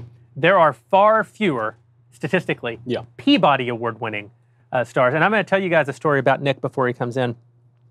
For those who don't know Nick's a better guy than he wants you to think that he is. It's true. But Nick... He was in every Oscar-nominated film of the last year. He was in every Oscar-nominated film of the last year. Nick... Oh, there he is. I thought I'd dress up, you know. Yeah. It's the modesty, I think, that really carries him. Special occasion, you know. So this is a true story about Nick, and they're going to come help Nick get mic'd up and plugged in. But Nick and I were together when we first encountered Donald Trump. And now, I have known Nick Searcy for quite some time, been an admirer because he leaves you really no option but to be an admirer. He demands. Either that or be gone. Yeah. And Nick is a shameless self-promoter. And there we were, sitting at an event that we were hosting, and the future president of the United States walks in to give one of his first political speeches. This is 7 or 10 days after he announces for the presidency. And no stand-up comedy show I've ever been to compares. Oh. He was much funnier then because it was shocking then, we hadn't encountered. It was the funniest thing I've ever seen. And I looked over at Nick halfway through this, and I thought, you have faded. Like he is three times the Nick Searcy that you are. It's like he took my acting school thing and just became president with it. No. Nick, thanks for hanging out with us. You want a stogie? No. Yes, I do. We have for you a limited edition Romeo and Juliet, straight from Slave Island. Brought back with our own hands, I believe. Brought back with our own hands. Gosh, this is great. Yeah. Amazing. Oh, this is great. Thank you. If you don't like it, blame Drew. He picked it. Well, the best part of that Donald Trump thing is that I wasn't even going to go because I thought this guy's a joke. I don't even want to see this, but he said that thing, and then we're not on yet, right? No. Gary sent out that thing that said, it's going to be kind of protests outside, so it might be a good idea to take an Uber or something. Yeah. And so I said, 500 protesters outside our event, helicopters overhead. And so Mark and I decided to go, but I decided to wear my Lucha Libre wrestling mask. So I had on like a white suit and a Lucha Libre mask. And we went by the protesters, and they were outside going, "We are men too, Trump is racist, and they see me and they go, "Lucha Libre! Bill Mascaras!" They start yelling and screaming, and I'm doing this. Some media guy comes up with a microphone and goes, "Why are you wearing a mask?" I go, "This is a top secret organization. I cannot reveal my true identity." Also, Nick Searcy, NickSearcy.com, acting school by Nick Searcy, because he doesn't. Not one time has anybody asked Nick why he's doing something, and he said, "It's a secret. I don't want you to know who I am." That has never happened. Nick, we're talking about fatherhood. We're talking about being a husband, being a man, because obviously it's Father's Day. I actually told a story about you before you got here. It was generous. It was generous. It's the kindest thing I've said. The only nice thing I've ever heard him say about it. Very strange. I don't trust that. But you occupy a unique space because you're the only person that we're talking to tonight who has adopted a son. And we talked a little bit about it in your absence, but I'd love to just hear your perspective on what it is to be father to a child that you chose. I mean, that's a unique situation. Yeah, it was unique. I mean, we have a daughter, Chloe, who's 28 and grown, and older than your son. Yes, she's 28 years old. Yeah. But that's sort of how it came about. Is that Leslie and I were wanting to have another child, and we tried some various things, and not to go into detail, but didn't work. Tried sex, right? Didn't work for whatever reason, and so we were talking one night, and Leslie was like, "Why do you think you want another child?" I said, "Well, honestly, I guess having had the experience of raising a girl, I would like to try to have the experience of raising a boy too." And Leslie said, "Well, there's no guarantee that if I got pregnant it'd be a boy, so why don't we just go adopt one?"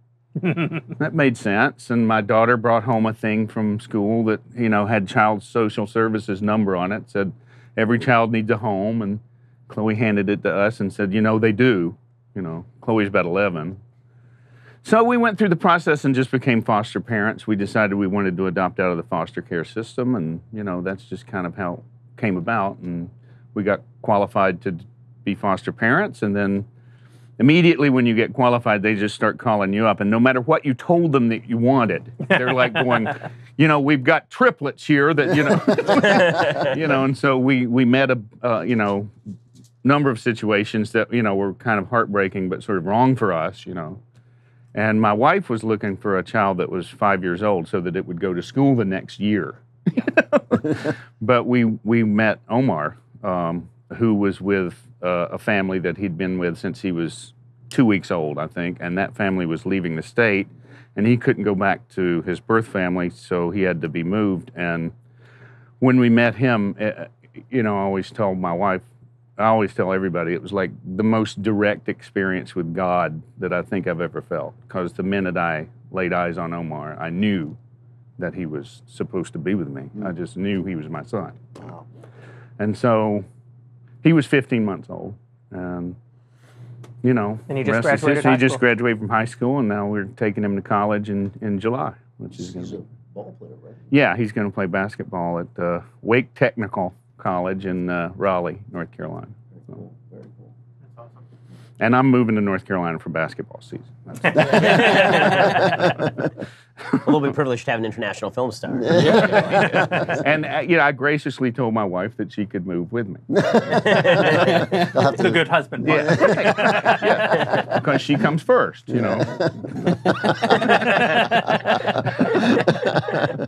So is there some kind of difference between raising a child that you adopted and raising a child that you had biologically? Yeah, I mean, yes, there is. I mean, when you have a biological child, there are certain things that you just sort of instinctively know about them because they're part of your flesh and blood or something. They inherit things from you, they inherit traits from you, their looks, their personalities. Oh, that's just like your mom, whatever. Yeah. But when you adopt a child, he comes with his own set of things that he's inherited that you have no idea. So, for his whole life, you just go, okay, where the hell's that coming from?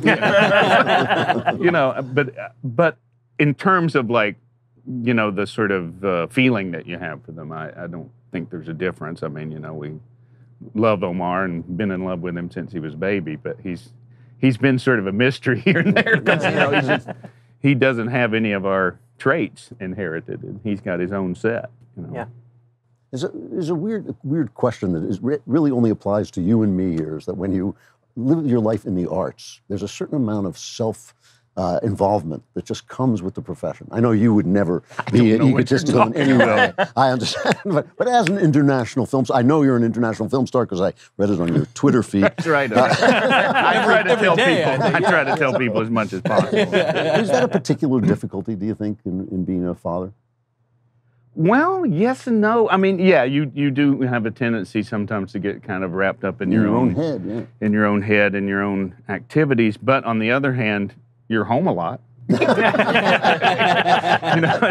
true. That is absolutely true. I mean, I remember my daughter had, career day at school when she was in kindergarten, and the other kids were like going, my dad's a fireman, and my dad, he works at the hospital. And Chloe goes, I don't know what he does. He's home all the time, watches television. I'm not sure. So, yeah, but you do have and my wife reminds me of that, has reminded me of that many times over the years in a very colorful way. Yeah. Having my head somewhere that it shouldn't be. Yeah. It's an occupational hazard, I think. Well, we're going to take our last round of questions from subscribers over at dailywire.com. These are the privileged few who are our monthly and annual subscribers who get to write in and ask questions of the panel. Elisha, what do we got? Oh, we have a very important question here. Luke says, Ben, speaking of fathers, is your father's daughter-in-law a doctor? Ooh, that's a riddle. That is the rumor. The rumor is that she is, in fact, a doctor. I would never talk about such things. I mean, just like somebody who would never talk about being an international film star. I would never talk about my wife being a physician in family medicine and being in school forever and never, ever getting out of residency, ever. On this, the biggest and fastest growing podcast. The largest conservative podcast in the nation. Indeed. I would never say anything like that. You would never talk about that. No. My favorite part of hosting the conversations with Ben is to see how many of those questions come in. Well, we're definitely going to have to at some point have my wife on the Sunday Conversation. Oh my gosh, yes. All the women in the office are very excited about this, just to see her just destroy me on air. Yes. It'll be the first Shapiro destroys Shapiro. I can't wait. I cannot wait. And then in a few years, we'll have your oldest child on, and she will also do the same. Oh, she's vicious. I mean, she's a killer. No question. She's like you. Yeah. So moving on, a more serious question. Jacob asked a really good one. This is specifically for Ben. How involved should a dad be in their child's social and academic life? How thin is the line between being a helicopter parent or a deadbeat dad? So, the truth is that Drew is sometimes better, positioned to answer some of these because his kids are older. For me, my view is that when it comes to social life, you got to make sure your kids are not hanging out with bad people, which means that you have to have a really good handle on who your kids are hanging out with. A lot of that comes through school choice and the community you choose to cultivate and the people you're hanging out with. So keeping your kids away from bad influences, I think, requires a certain amount of helicopter parenting. When it comes to academics, the hardest thing is allowing your kid to fail. I think that it really is a factor of effort. So what we've been trying to teach my daughter is that it's not a matter of what you accomplish, it's a matter of the effort that you're putting in. Because if you praise the accomplishment, then they get used to the accomplishment. And then when they fail, then they get really upset and they destroy themselves. Whereas if you praise the effort, well, the effort is always just a factor of how hard they're trying, and that's the only thing they can control anyway, because if you're trying as hard as you can't control anything beyond that. So what that really means is that in terms of academics, I'm very involved with my daughter in terms of reading books to her and teaching her how to read right now and all of that. But once she gets to a certain point, I want to help her enough that she has the tools so that she can do the work, but then I want to leave her to her own devices to actually succeed or fail. It raises along a her good own question lives. for Nick and Drew, which is, because you have adult children now, what obligation does the father have to turn loose of the child and to let them become their own person? It's the whole obligation. It's exactly what you're trying to do, is let that child become himself and herself and be free. But it's not helicopter parenting to pay attention to the kid's social life and to pay attention to the kid's academic life. It's helicopter parenting never to let the child fail, as you say, or risk. Take a risk, exactly. That's helicopter parenting. And that, I think, is smothering. But it's not the same thing as paying I noticed this with both of my parents, because I think it's easier for the father to, the father's not probably going to be baking cupcakes and going to, every PTA meeting or something. But both of my parents were always aware. They were aware of things I did not know they were aware of. They were always but they weren't inserting themselves all the time in all this little, I think that's the real key, because I would see, I'm not an international film and television star, but I'd be going on these little auditions or doing a little thing as a teenager or something. I'd see these poor kids with these stage mothers and these, stage fathers sometimes, hovering constantly in everything, and it just destroys. Well, that's the biggest thing, is not living out your own ambitions through your kids. That one is really tough, and I'm even having that as with the 4-year-old and the 2-year-old. It's like, well, I would love for you to do this. Well, maybe my kid doesn't want to do that, or maybe my kid isn't qualified to do that. Maybe they're qualified to do something else. Yeah, it's huge. Although I remember talking to your daughter and her telling me how you liked the idea of her becoming an actor, whereas I would have laid my body down. Well, it's my wife and I are just, my wife's a dancer and an actress, and Chloe, I remember she came home from college one time and said, I'm thinking about maybe going to law school, and Leslie and I were like, what? It's so boring. No daughter of mine is going to law school. Be a writer or something. But also about the academics, it's sort of, we had totally different experiences with Chloe. I don't think we ever spoke to her about her homework her whole life. She did, I got this, she was just on top of it all the time. And so, she was great. She was a great student. And with Omar, we were just like, buddy, you got a C. Way to go, man. Way to pull it through, We were just like, it's like, you just take them where they are, and as long as they're making the effort that they need to be making, and, then... That's on account of boys and girls being exactly the same, which has also been the theme of the evening. Yeah. Also, I heard some of that, unlike as Nick said, do not let your kids go into acting. No, it's easy. Go into it, I'm telling you. If I can do it, anybody can do it. Don't be like Nick is generally good advice. That's right, because you can't. Speaking of those kids, Susan asks, hey guys, this is to everyone, what do you think about women who have been divorced but have kids in terms of what's best for the kids? Should they try to remarry? I have an opinion about this, actually. But Jeremy, you have an opinion about everything. Yeah. Oh yeah, I forgot. What is the sound of one hand clapping? I got an opinion about this. I think that there's a real age of the child question here, which is that if you have a child who is very, very young, newborn, 1, 2, 3, I think it's the obligation of the mother. Let's put divorce aside and think maybe the father passed away, because it takes out some of the complications of maybe there's a bad father out there somewhere. I think there's a certain obligation on the part of the wife to at least try to remarry in the period when the child is still young enough that having a father is going to be part of their foundational sort of understanding of the world. However, if the child is, let's say, 13, one of the hard ages, 11, 12, 13, I actually think that there's the opposite obligation. It's incumbent on the parent not to remarry during that period of time, when what you're going to thrust into the child in the hardest years of their life is confusion and competition for the affection of the parent that remains. And then once the child is grown, now it's incumbent on the parent to pursue their own fulfillment in whichever direction that takes them. And even if it offends the child, because the 20-year-old child or the 21 or 22-year-old child may still struggle with the fact that mom is now dating another man. But at that point, part of what you have to model for the child is the pursuit of marriage, the pursuit of fulfillment and finer things for yourself, and that the world isn't, that now that they're an adult, they can't have all of you in the same way that they've formerly had all of you. What do you guys think? Yeah, listen, as the sole papist again in the room, I'm very anti-divorce, and I benefited in a way because the divorce of my parents happened when I was so young.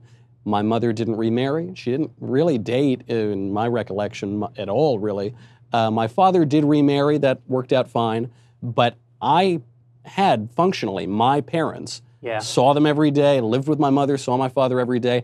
And that's the reason it worked. I mean, I really, when I think back, if my mother had dated or remarried, I really think there's a great deal of wisdom in 2 millennia of a church saying, don't you dare divorce, don't you remarry. There's a big debate now going on in the Catholic Church. Can civilly remarried people receive the Eucharist and all of that? And the traditional people are saying, no, there are all of these external effects that can really screw up a kid.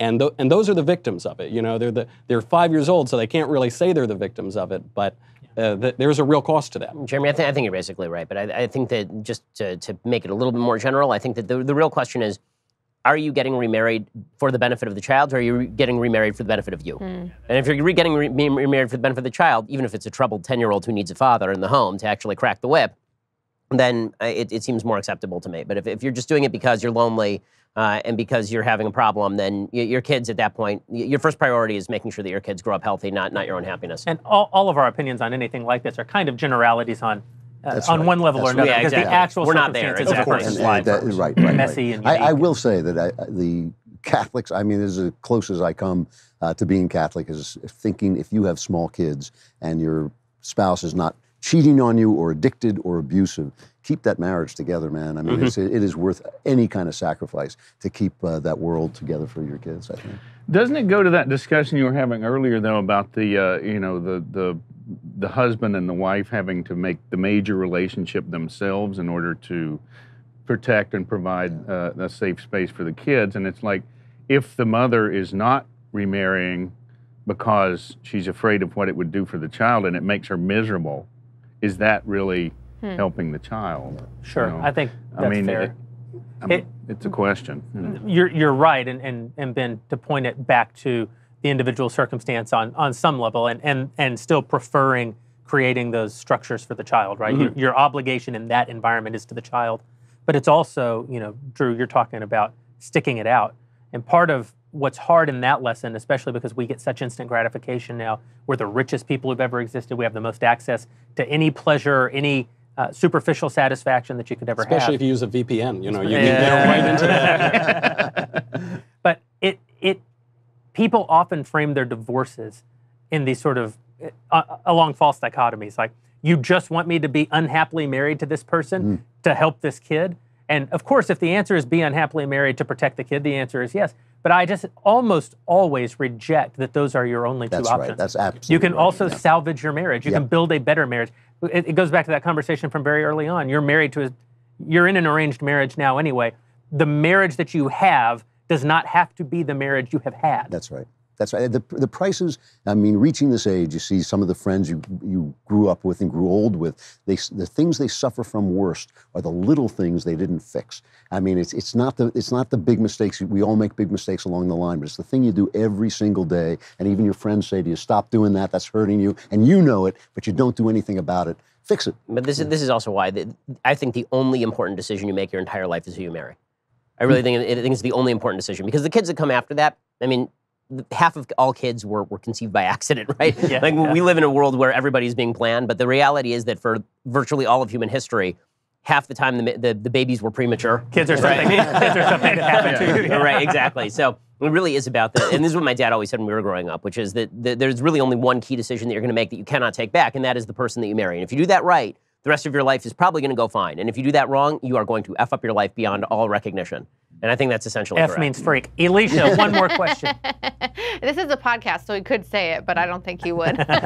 Our final question for tonight comes from Brendan, and it goes back to a biblical question. Why does the Bible choose to portray God as a father when God is above and outside the biological reality and limits of male and female? I think we have to let Jeremy answer. Yeah, lay pastor, go for it. And then I'll do the rabbinic version. So.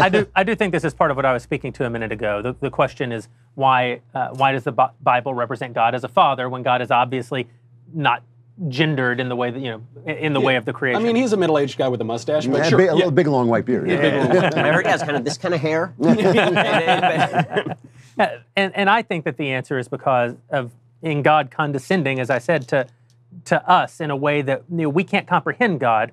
And so part of the beauty of God is that he makes himself, if not comprehensible, at least encounterable. And part of how he's done that is to take the traits that of father, the trait of husband, to call himself things like love, to call himself, if you take like a Galatians 5, it's in the sequel to, if you take the sort of fruits of the Spirit, that means the virtues of God, right? If the Spirit is God, then those are the fruits of God, as patience and kindness and long-suffering, humility, that God claims those as himself so that we can begin to understand him.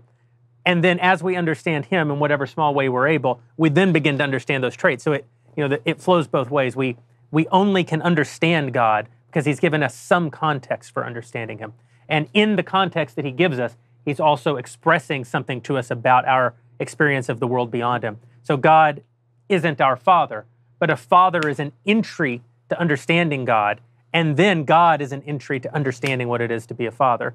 And so why doesn't he use, as in some religions, the feminine, earth mother, the idea of, because I think it's that God, while God does nurture us and give us life, and even the Bible uses a few feminine references to God, and they're feminine names of God. They're feminine names of God. But it primarily uses masculine ones because, unlike what the pagans want us to think, which is that God is primarily about giving us life and nurturing us, God is actually, that's the beginning of what God did for us. What he goes on to do is shape us and constrain us, and then after constraining us, give us freedom. And those are very paternal impulses.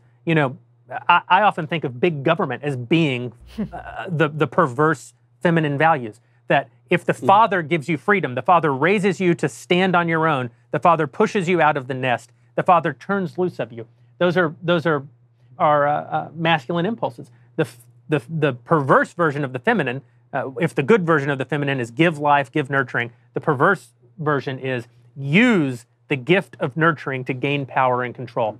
And so Reagan is the father figure of a president because he says, out of the nest and on your own, I'm going to raise you to be an adult, and then I'm going to trust you. I know you're going to make mistakes, but I'm going to trust you to make your own way.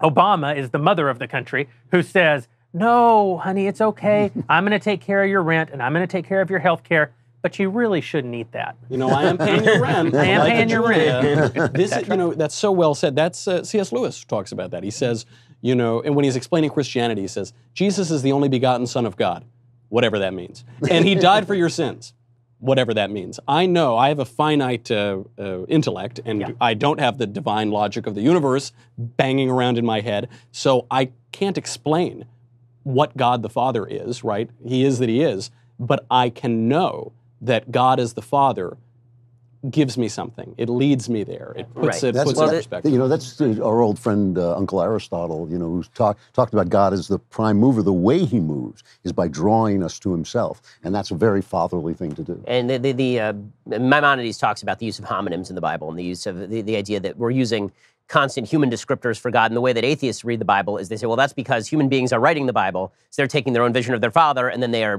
turning that into God. This is the sort of Freudian version of totem and taboo, that you took your dad and you made him into God, and that's why God is the father. And the way that Jews and Christians read this stuff is that we can't describe God in any language other than the language that we know. And so if God's trying to talk to us, then he's got to use language that we understand to a certain extent. In Judaism, there's the basic kind of division between male and female, typically, on a spiritual level, is the division between justice and mercy. So mercy is considered a feminine quality, and justice is considered a masculine quality, which, by the way, is typically how it works in the home. I mean, at least that is the way that it has worked in my home, just naturally. When it's time to bring the hammer, everyone calls dad.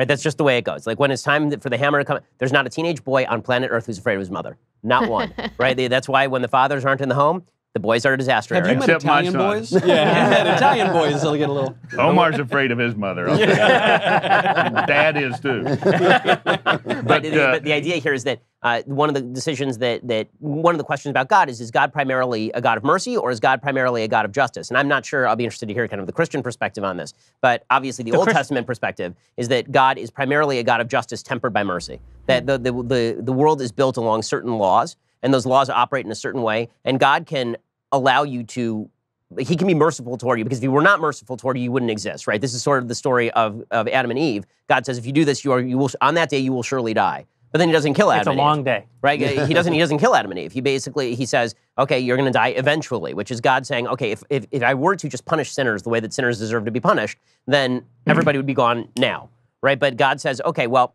these rules still apply, but I will be merciful toward you, and you should be merciful toward others because I'm merciful towards you. But in the end, God created a just system, a system that is built on certain inevitable laws that if you follow, you will largely do better in life, and if you do not follow, then there will be certain things that happen to you as well. And so God is typically portrayed in the masculine because if you are going to say the primary quality of God, the primary quality of God is justice, which is interesting because when you go back to Greek philosophy, the main virtue people are looking for, generally Platonic virtue, is justice, right? So it's interesting to see how that sort of merges. I would say the Christian answer is yes, that God is a God of perfect justice and perfect mercy. And in that way, God sort of, there's that old question, can God make a rock so big he can't carry it? And the answer is yes. And then he made a mechanism by which he could carry it. So God has this duality that creates this sort of unbridgeable tension of being perfectly just and perfectly merciful, which doesn't matter if you're only dealing with righteous beings. You can be perfectly merciful and perfectly just, and those are just abstracts. When he deals with us, now there's a division. And so in the Christian sense, he then created the mechanism to bridge those two in Christ, in whom he is able to pour out his justice as a mechanism of pouring out his mercy, pour out his justice on Christ so that he could pour out his mercy on us. Elisha, thank you so much for your... Well, I mean, who needs Wednesday night Bible study when we have these Tuesday night roundtables, right? And you get the cigars. I'm taking notes over here. Thank you so much for filling in the questions for us tonight, and thanks to everybody who wrote in.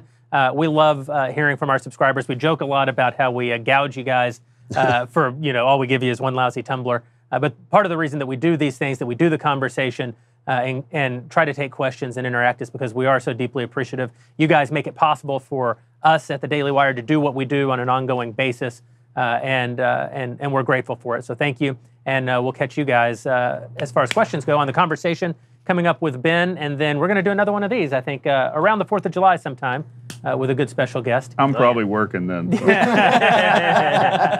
In the meantime, before we can adjourn for the night, I think we've got a few more minutes, another segment in us, and I want to turn to Michael. Michael was... Catch you later.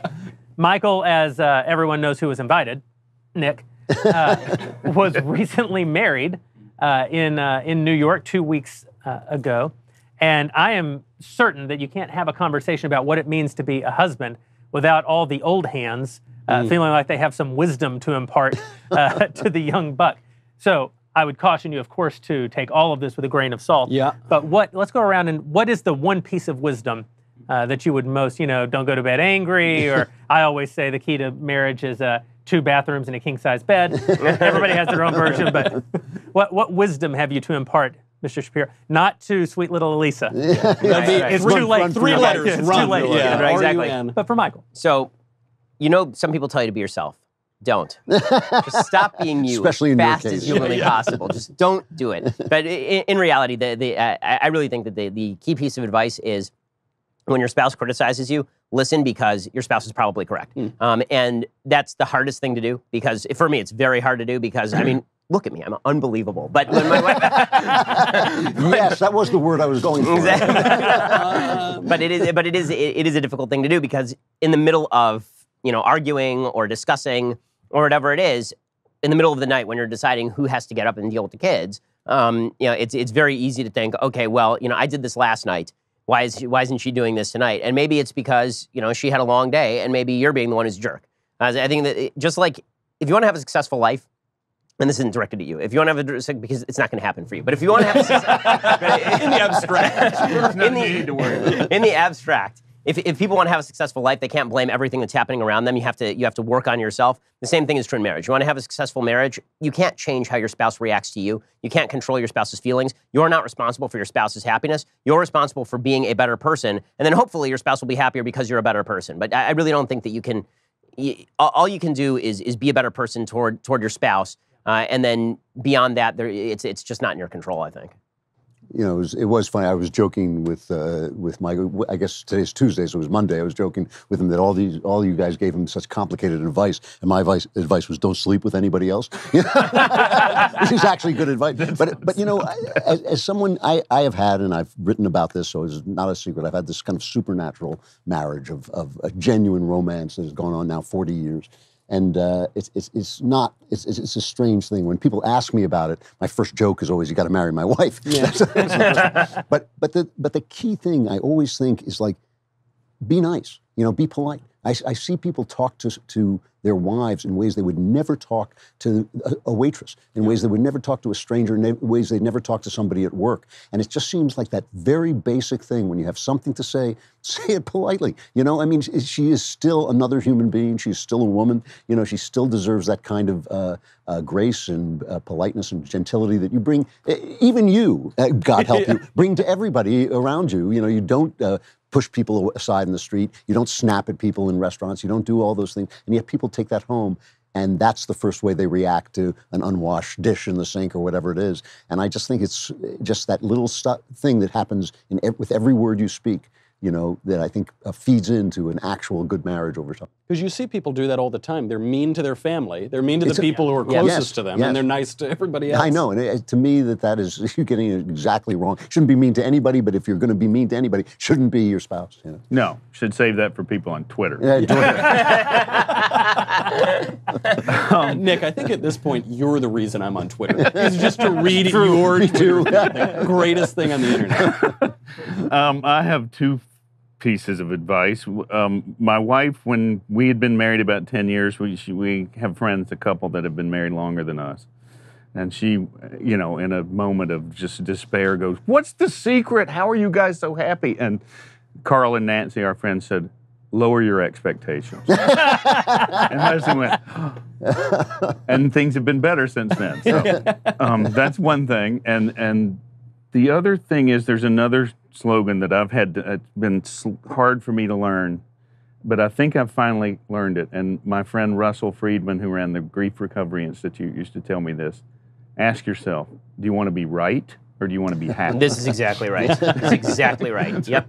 So, you know, when you realize that you're fighting over something just to be right, then you probably are giving up your happiness. So it's funny because, you know, all of us all the time, especially on Twitter, but, you know, in just political life, the method of debate is always to smash the other person, right? You gotta, like, that's the line, right? Is so-and-so crushes so-and-so. But when you're in a marriage, you don't want to crush them, you know, because you have to sleep next to them and wake up and have breakfast together. And so it's, you know, it's a very different experience than the professional life to your personal life. I'll do two as well. The first one is, you know, there's the whole Ephesians thing about husbands are the head of the wife as Christ is the head of the church. And that's always very offensive to women because they think that men want what they want. So women don't like the idea that they have to submit to their husband because they assume that their husband wants to rule over them because they, by and large, want to rule over their husband. But in this is actually the dual sacrifice. There's no such term in our culture as the woman cave, right? There's the man cave. Men don't want to be in charge. They don't want to be responsible. They're not as good at being in charge. They're not as good at being responsible. Women are better at detail. They're better at multitasking. They're better at many of the things that a wife has to trust her husband to be for her. And the husband can't stay in his man cave and play video games, which is what he wants to do. He has to leave behind his childish ways of being selfish and independent, and now come and make sacrifice on behalf of someone else. So actually, both parties in the marriage are having to lay down the thing that they want and step into a role that's not natural for them in a kind of optimistic faith in the institution of marriage. And that's my ultimate advice. Well, I would add to that also remember that it says, as Christ loves the church, which actually means we often think of it in terms of, well, I'm the husband, I'm the man, I'm the leader. But the analogy is actually to teach you to be the bride of God, to be the one who is the other things, which should give us also some sense of perspective on what's being asked of the other person. But ultimately, that's it, is the recognition that the other person isn't you, that they are fundamentally different, that you and your wife will never actually agree on a single thing. And the way that good marriages get you in trouble is that because you don't have a lot of conflict, you think you agree. And because you have good conversation and say all the same things, you also think that you agree. And so you'll say, like, I love popcorn. And your wife will say, I love popcorn. And you will think that what that means is that your wife loves popcorn. But that is never what it means. You are completely different people. You are wired completely differently. Even the areas of your agreement are actually unique and distinct. And the reason Nick's lower your expectations advice is so great, I think, is because it's actually just, it's not lower your expectations, it's stop having these expectations that you were never promised, that the other person will be you, that they will see things the way that you see things, that they will want the things that you want. You have to actually understand that they are other. And my last piece of what I think is top-notch marriage advice is when worse comes to worse, go to bed angry. And I mean this, it's a little bit playful, but what I mean is sometimes you will encounter a problem in your marriage that one single night will not be able to solve. And the idea that never go to bed angry has always struck me as a superficial piece of advice, like we're going to be able to work out the hardest conflicts in life in a single moment. But sometimes all you can do is stop and go to bed. And going to bed is trusting the institution of marriage.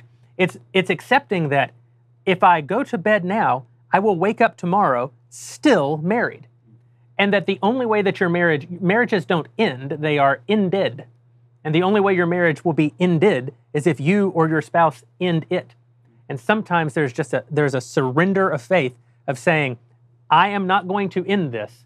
I don't know how to fix it, but the institution itself will remain if I can just stop. I have one more. So this is one that I've used in marriage. It's a great trick. Okay, so women do this thing, okay? And this thing is that, well, at least my wife does this, and she knows that I'm going to talk about this. So what it is that women will ask you a question, and they will talk to you about a situation in their life, and you will assume that they want this situation solved. They do not want this situation solved, right? They want this situation listened to. They want you to listen, okay? Men don't like this stuff, right? Men, when you hear a problem, you want to fix it because you're a dude. But when your wife just wants the feeling of you having listened to her. So I have an actual rule in our house, which is that as soon as my wife starts with this, I will ask her, is this a solving conversation or is this a listening conversation? And it works great. It works great because my wife is a good enough person that she understands that this will make our relationship better. If she actually gives me an honest answer, she'll say, okay, I just want you to hear what I'm saying right now as opposed to I want you to fix it, because there's nothing that pisses off a woman more than her giving you a problem and you trying to fix it when all she wants you to do is listen to her problem. This is an amazing, and that is so true. I remember the first time I encountered this, sweet little Elisa had some problem, and explained it to me. And I said, okay, well, you should do this, and then do this tomorrow, and then it'll be good. Goes, you just want to fix things.